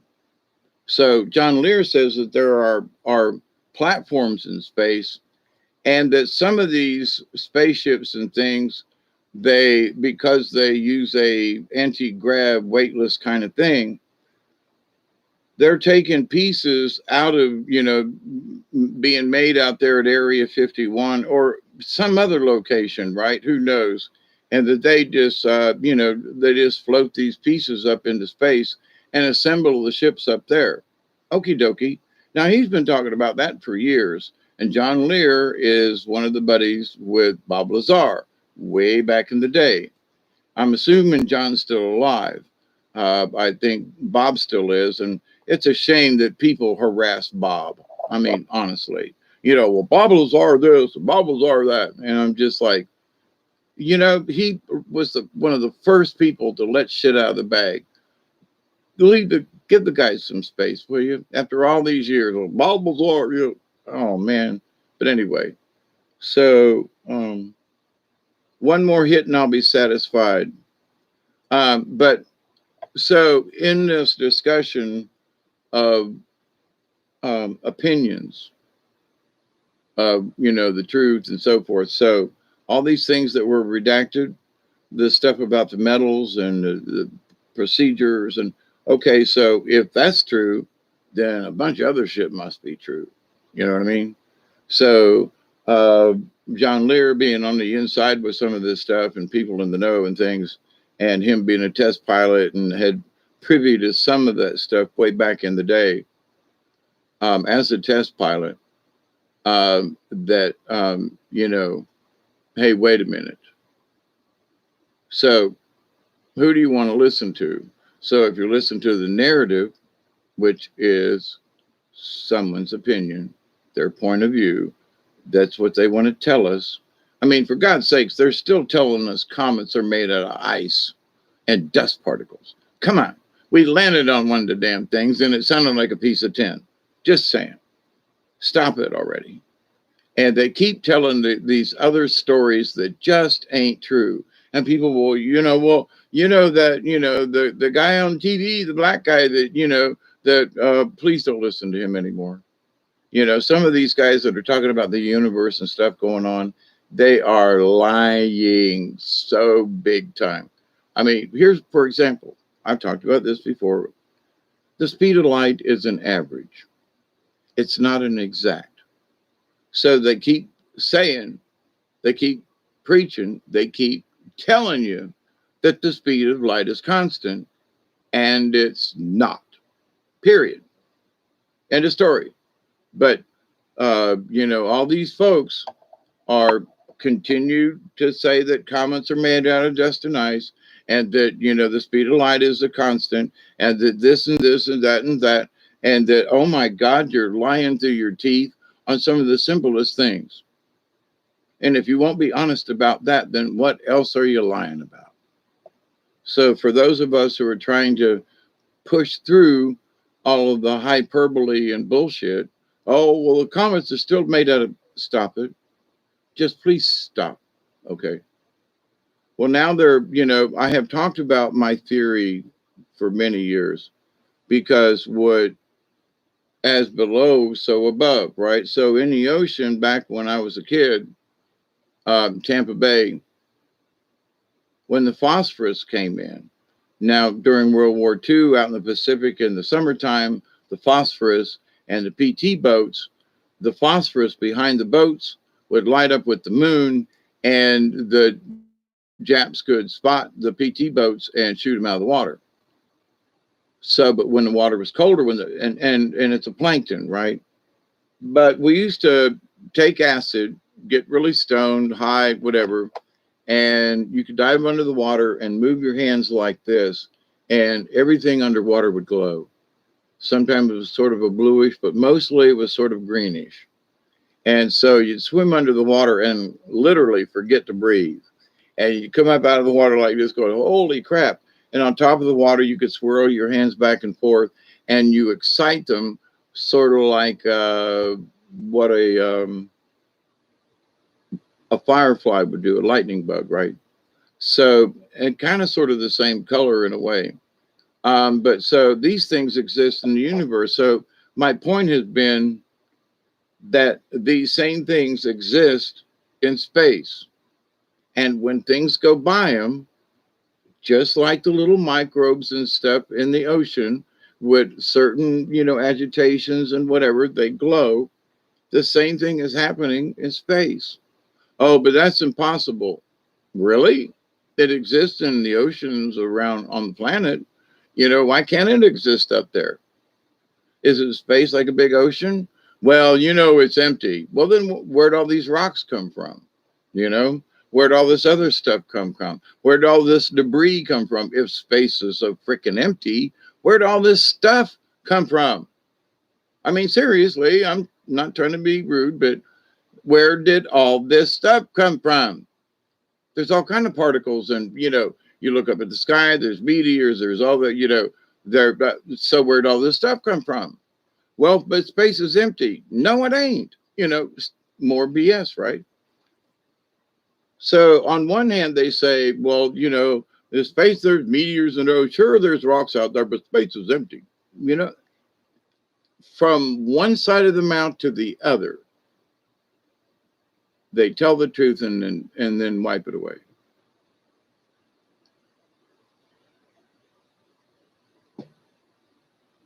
So what's important to you and me? That we keep our sanity. Yeah, there is a gravitational effect. Yep. It looks fluid from the window of the space station. Yep. But to the point though, why don't they say, look, we know there are other particles in space. Now you say, well, space is empty. Well, then what about all these gamma rays?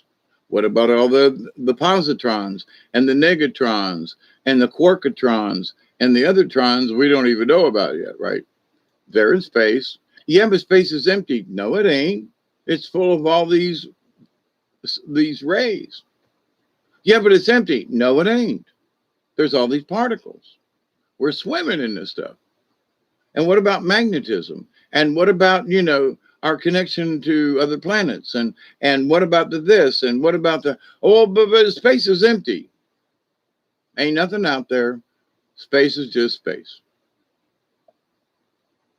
And it don't take but a moron long enough to just do a little bit of stuff and go, wow, there's all this stuff out there.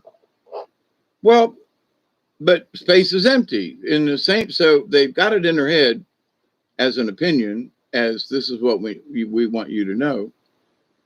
And so my point is we need to stop and think. That is their opinion.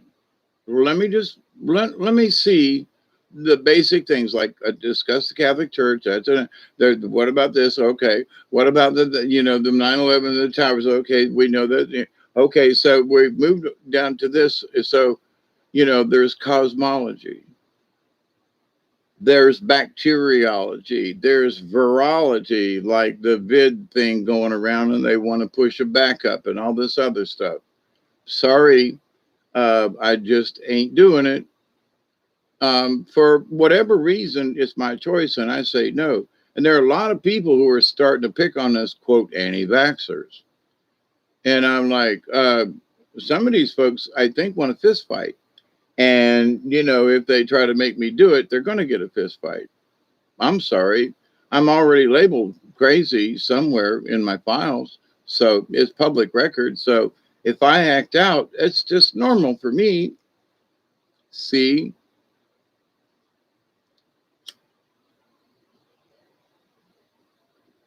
But what we need to remember is in all of the stuff that's being shown to us, and I will refrain and go back to the episodes of Evil. If you haven't seen it, please stop and watch it.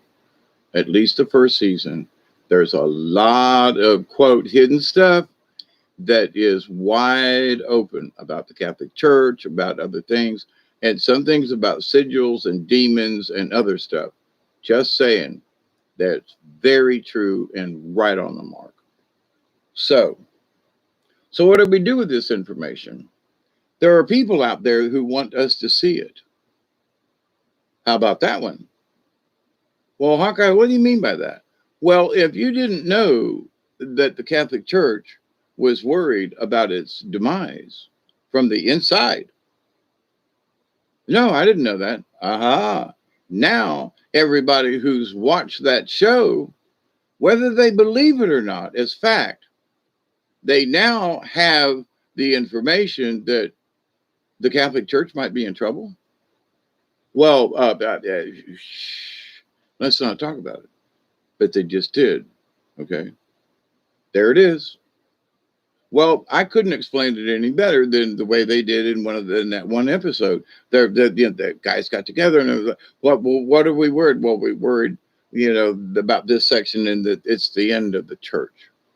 And then they find it of the piece and go, maybe it's the end of the world. Maybe it's more than just the church, but it is the church and more. Holy crap. So as the story goes, but here's the thing. That's kind of what the prophecies were foretelling within the Catholic Church anyway. So somebody's just telling the truth,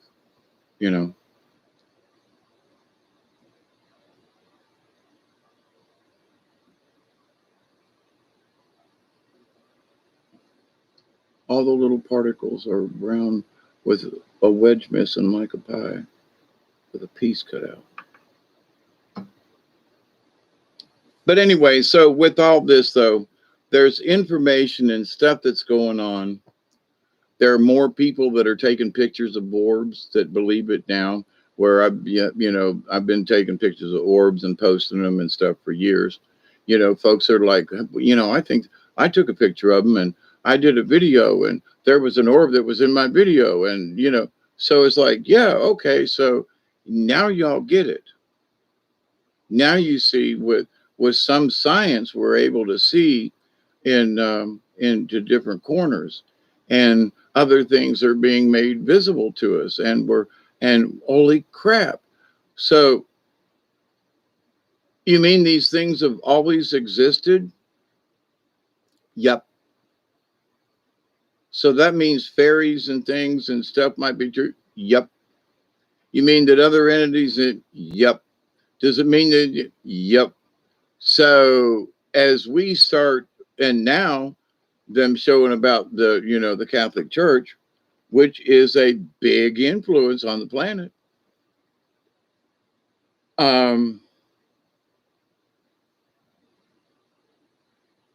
They start freaking out. They're already freaking out from what's going on within the church that they already see. Oh man, I think it's called Remnant TV, and it's all about priests who want to keep the old ways, and folks who want to go back before the Vatican Council, and who want to restore the old Bibles, and who want to go back. They want to retain that versus whatever the Catholic Church is now. And there are a lot of people that are like that. And the Pope has admonished them and said, look, I'll excommunicate your asses if you don't be quiet. He told them there's no place for you in the quote, in the Novus Ordo, the new order. He's been using this word. So people who don't know Latin, they go, well, okay, Novus Ordo. Okay. That's the new order. Novus Ordo, new order in Latin. So, and this is the Pope dude, right? So he makes these speeches, and it's all for, in the sake of Novus Ordo. And he's talking about this is the new church, the new order. Duh. Is anybody paying attention? So, but what does it all mean for us? We have to stay strong. If we live in fear, if we're, shackled by fear all the time, if we're worried that they're going to get me. If you see, there are some folks. Now I went through a phase, but I was out there kind of picking on these spirits, right? But I went through a phase where it was like, are these sons of bitches attacking me? I think I'm being attacked by some spirits or stuff. But here's the thing, I was afraid. I'm quite frankly going to tell you the truth. I was afraid. I didn't know what was happening. I mean, am I being attacked? Is it the devil trying to take me over? It is like, but here's the thing. If you realize that it feels like something's happening, then you haven't, not to say this is true all the time, but in part of my training, it's your own warning signals that something's out there. Now you can allow it, or you can say, oops, sorry, go away. So I have no right to tell any entity, to fuck off. But I do have the right to tell them to stay out of my space because it's my space. So I've talked about this before, but so what we do in all of this that's going on, with all the craziness, all of this stuff, what do? We keep our core values. We keep our strength. We keep our spirit up. We keep our soul alive. And we keep doing the right thing. Well, what's that? We work for the good. We don't want to hurt anybody. We work for the law of one. Whether you worship the goddess, see, I'm not into the worship thing, but I am into giving honor to the universe.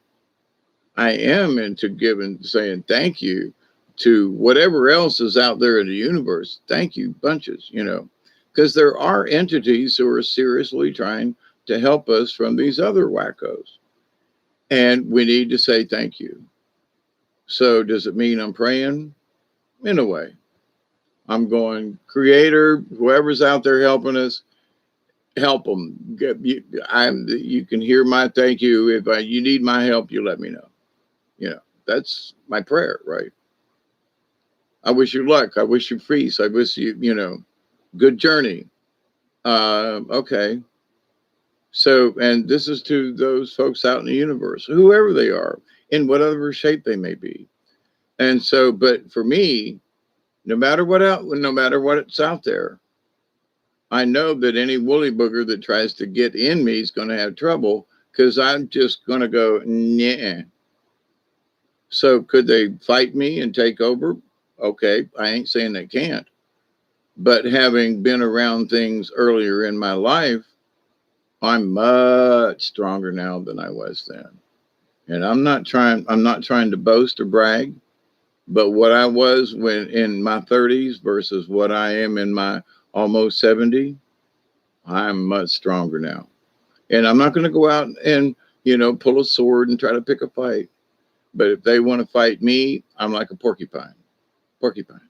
Porcupine. I smell porcupine. My quills are going to come out and you're going to get stuck. And you may want to fight me. But you're going to get stuck. So keep trying, but you're going to get stuck. So, yeah, respectfully shake them off. Here's the thing that I've noticed, and I have talked about this before, and I mean this. There was a time in the woods and something, there were beings around me, and I realized I was like, I am Hawkeye Two Feathers. I am here to, protect this land, and I am the light, and I am the this, and they kicked my ass to the curb because I was, so now I say I am Hawkeye Two Feathers. I am here as a steward of this place. All beings are welcome, especially those of the light. If there are any entities that are on the fence that are good or bad, you're welcome too, provided you don't, do anything bad. And for those bad entities that I know are hanging around out here, I respect your right to be here. Please respect my right to be here. And there's a thing in some of these entities, it's about honor. And it has been suggested in a lot of different ways about honor. So, regardless of where you might be in this, are you being honorable in what you're doing? I want to honor your space, and I want you to honor mine. That's different than commanding them to go away or that you're stronger or you don't attack me. When you state, I honor your space, please honor mine, then that's wholly different in the universe, regardless of the entity. Now, some of it just means sons of bitches is going to kill you anyway. But then, you'll have learned, sometimes you just can't avoid it. That's what happens. Sometimes shit happens. And I would rather go quickly than be tortured. So, with that said, but anyway, so with the light of the Lord upon you all, with the light of the new day coming upon you, I continue, and I mean this wholeheartedly and without reservation, I continue to pray that each and every one of you will continue to learn how to accept and receive the knowledge, the healing, the wisdom, and the many blessings and gifts from the universe. And every day when I put my 2 feet on the ground and I ground out to the earth, I think about each and all of you as a group and sometimes separate. And I thank you all for being who you are. I thank you all for each one of you looking and seeking and trying to understand in your own way. And that you will continue to learn how to accept and receive the knowledge, the healing, the wisdom, and the many blessings in the universe.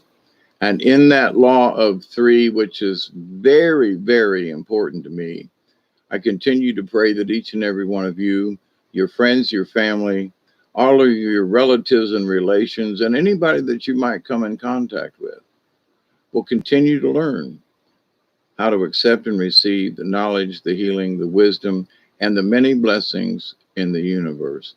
And as my addendum, that you will continue to learn to reject those things that you find unnecessary in your life.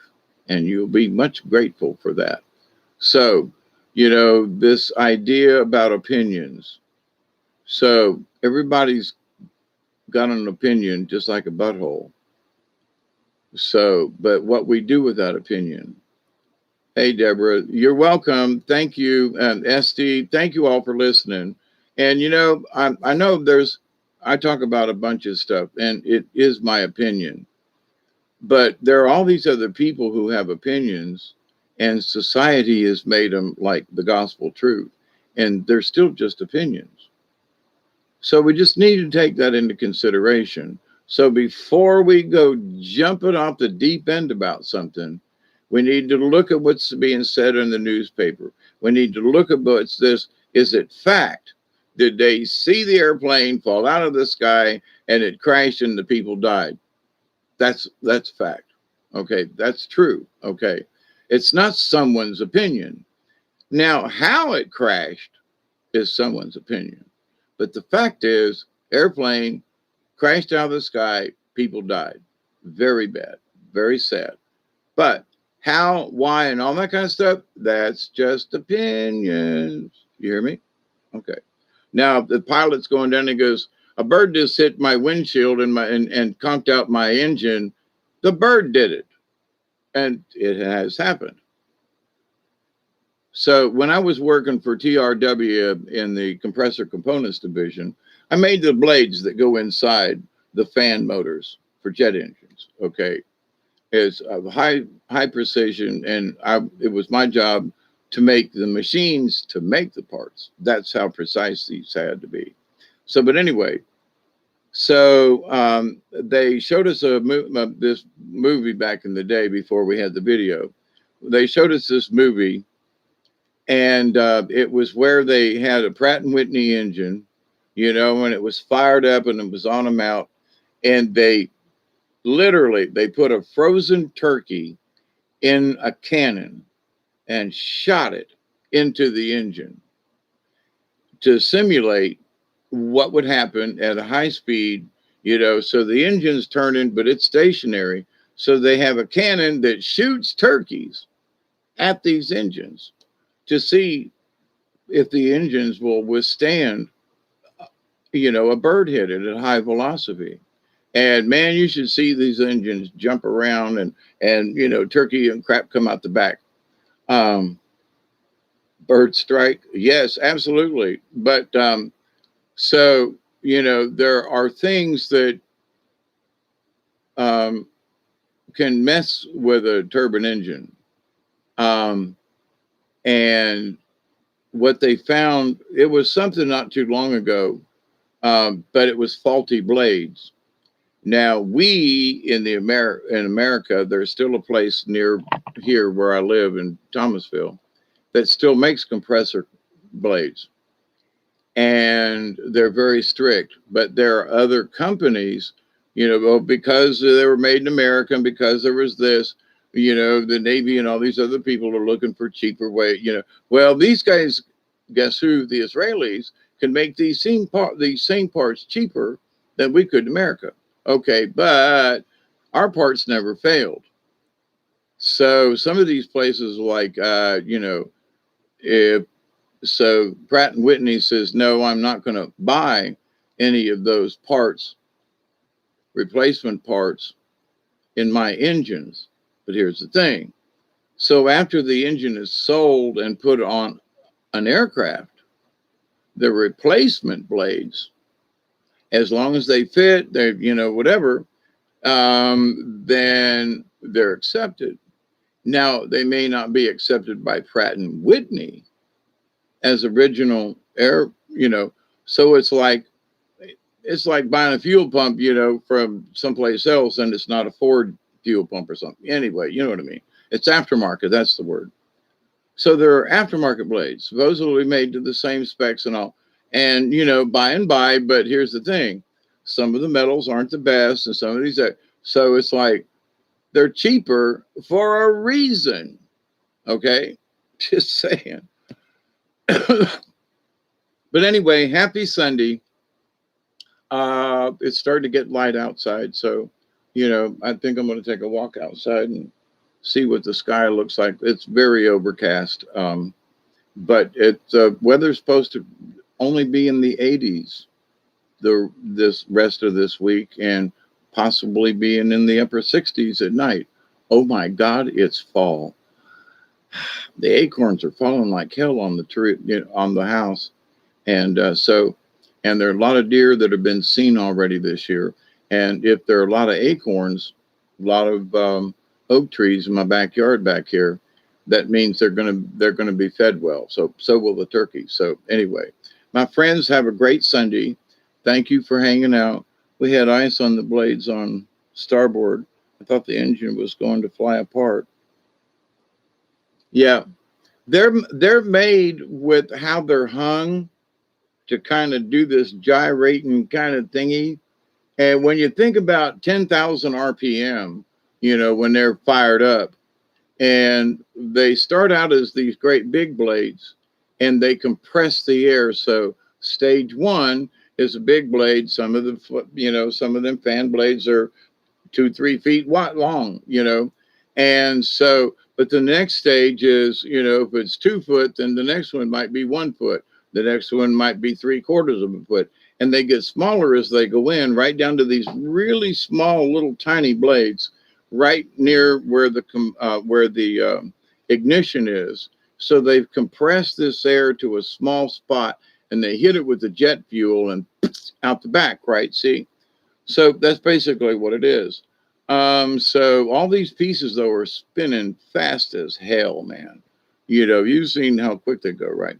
So, but anyway, but the blades are made up to time. The front blades, many of them are made out of special steel for the simple reason of birds. Okay, where titanium might snap. Okay, um, titanium doesn't bend real easy, not in the way they make these fan blades.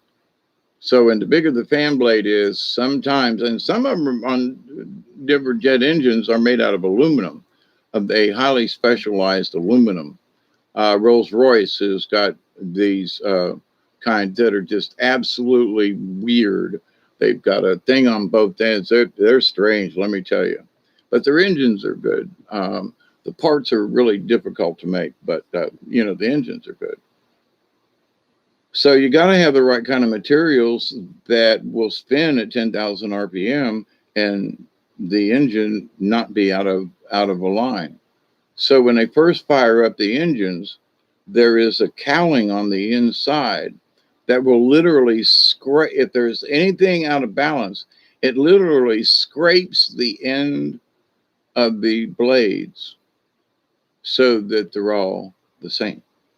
If one just is slightly up or whatever at a high speed, so they have it inside this cowling when they first fire them up, that is sort of sacrificial. So if they're ones, and I mean they can, they could be so minute, taller or shorter than another one, and it would make this thing out of balance. So, but it will literally rub the ends off until they're all basically the same. So you can't take one engine out. Transferring parts from one engine to another, you have to be very careful with. So, but anyway, there are strict rules about interchanging blades and stuff with engines and things. But anyway, that's too technical. But to the point though about some of this stuff, if they buy it cheaper from over here. Well, okay, but we're very strict with how we make our shit over here. We're serious. I worked in the business. I've known engineers who worked for Pratt Whitney and other people who are still in the business, and these are good people. They don't want, they're making parts for their engines They don't want one of their parts coming loose and a plane come down and kill all the passengers or whatever. Yeah, I've seen a guy get sucked up and wow, really? But yeah, so anyway, in this world of stuff, I know I've talked about a lot of stuff, but some technical things. But there are those people who have an opinion, and then there are the people who like work in the industry, and they know how things are made, and they know what is what. Versus somebody just on the outside looking in and go, "Well, I know all about that." No, you don't. You think you do. It's your opinion, you think. But until you go out and do it, till you work on an engine, until you put blades in a thingy, until you've done this, until I'm sorry, but then you just have an opinion of what it's like. It's your observation. You really don't know. You don't have any hands-on experience. Those things that I talk about, I've had hands-on experience. So other people, well, yeah, well, that's your opinion. No, I've worked on these machines. I'm sorry, but when you work on a machine, you have a tendency to know what it's about versus saying, oh, look, there's a machine and it's doing something. Yeah, well, I know how to build them. I know how to take them apart. I know how to make them run better. I know how to adjust them. Yeah, okay. So, but it's my opinion, and my opinion is the same as yours when you don't know a damn thing about it, right? I mean, is that equal? No. Sorry. We have to make a distinction there. You had to cannibalize parts before specifics or norm radios. Well, different things, but I mean, they all would fit in the same thing, but they might be slightly because of engine wear on an engine to where it might be slightly shorter than some of the others on new blades that you're putting in is my point. So, but anyway, and they would be so minute that you would have to literally put them on a comparator and check them for, in a gauge, a height gauge. And they're supposed to do that after so many hours and check for cracks. And they use a special kind of a fluorescing kind of liquid. And if there's a crack in a blade or something, it will seep into the cracks. And then you can look at it under like a black light and you'll be able to see tiny little cracks or fractures or something. But, if they've got 50 of them in one stage and it has to be taken out, you have to look at every one of those 50 in each stage, and they're more or less in the stages as it goes down, right? So, but each one has to be inspected after so many hours and all that kind of stuff. So, but anyway, enough about jet engine parts. So, have a great Sunday, everybody. Read the Sunday news, read the comics, find something to laugh about, watch a football game, and have a good time. And I hope that you all will stay well and quit worrying about what's going on. But we need to continue to keep our eyes on things because what somebody else's opinion means, remember, we're still on Agenda 21 and Agenda 2030. So these people have an opinion, okay? And we need to keep up with it. So you have a great day too, Barry. I had no intention of staying on this long, but you know me, I saw other folks come on and I wanted to stay up. But it's 7 o'clock a.m. Eastern Daylight Time. So from South Georgia, a good time to sign off here.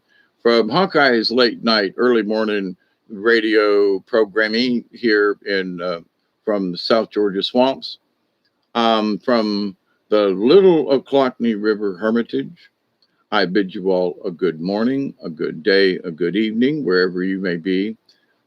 Keep up the good work. Keep up your spirits. Keep your core value. My goodness gracious, if there's anything I can preach about, keep that core value within you. Keep that light lit, And when people try to put that light out, just say, "I'm sorry, my candle needs to stay on." Well, but I got to, So y'all have a great day. Thank you, Barry, and everybody who's here. And I mean it. I mean it. Great blessings. Have a great day. And we will talk soon. All right. So until next time, TTFN. Ta-ta for now, folks. And Bob, we love you. Thank you for a good show. And Ween, it's coming time. And to all our other friends out there who need prayers, we just ask the universe to look out for our friends. There are folks who are sick and are ailing. We ask that you just help them out in any way, best way you can. So, to all you good folks, um, you, oh, my birthday's next Friday, or this coming Friday now. But anyway, the 24th. But thank you ahead of time. Yeah. I think I'll be back before then, not to solicit anything for my birthday. That is not it. I'm just amazed. I really am. And thank you.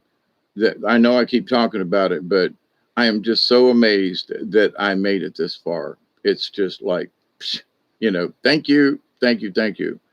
And for younger folks, because I know I didn't really feel this way, 10, 15 years ago, maybe not even 5 years ago, how grateful it is just to be able to wake up the next day. Whether I got a headache or my back hurts, I am just so grateful, more so than before, to be alive. People say, well, I wake up and my back hurts. Am I this? Am I that? Quit your belly aching. Are you alive? Yes. Okay. Next, you're alive. Yeah. Okay. And, some folks say, well, pain is nature's way of making sure that you're alive. Okay. But the thing is that, they only focus on, well, my back hurts. Well, my back hurts all the time. Honestly, it does. And I'm sitting here, I have to shift around because my lower back is in pain a lot. So, and it keeps me from doing stuff because everything I need to do requires lifting or bending, right? So, but I do it anyway. But some days are better than others. So I can't bitch about the bad days, but I'm very grateful for the good days. So, well, I couldn't use the weed eater yesterday. Well, the grass is wet and it's bad to weed eat anyway. So I couldn't do that. Well, my back was hurting. So I watched the football game. Okay, but I did do a couple little things around the house and diddly paddly, So, we can salvage anything. So, but the older I get, and as I'm looking at this birthday, I am just so freaking grateful to still be here. That's all. Nothing, no big presents, no nothing special. Cool weather's coming. That's what I wanted for my birthday. And the water's coming back up because of all the flash flooding we had today and last night. So, my float trip might have to get postponed a little bit until the water comes back down some. But, hey, we got water. We don't normally around my birthday. So, hey, we take all things as they are. So blessings. Till next time. Have a sweet day. We love you, Bob. And cheers, everybody. Okay, honestly. Keep thinking before you say something and voice your opinion. Remember, are you poking your finger in someone's eye? And do you really need to do that? Just saying. It is your opinion and you can share it. But if you think about how you might be poking into somebody else's business or poking into something that might mean something to somebody else, it'll end up in an argument with you, or they poke their finger in your eye, literally. Just be careful. Love you. See you next time. Bye, everybody.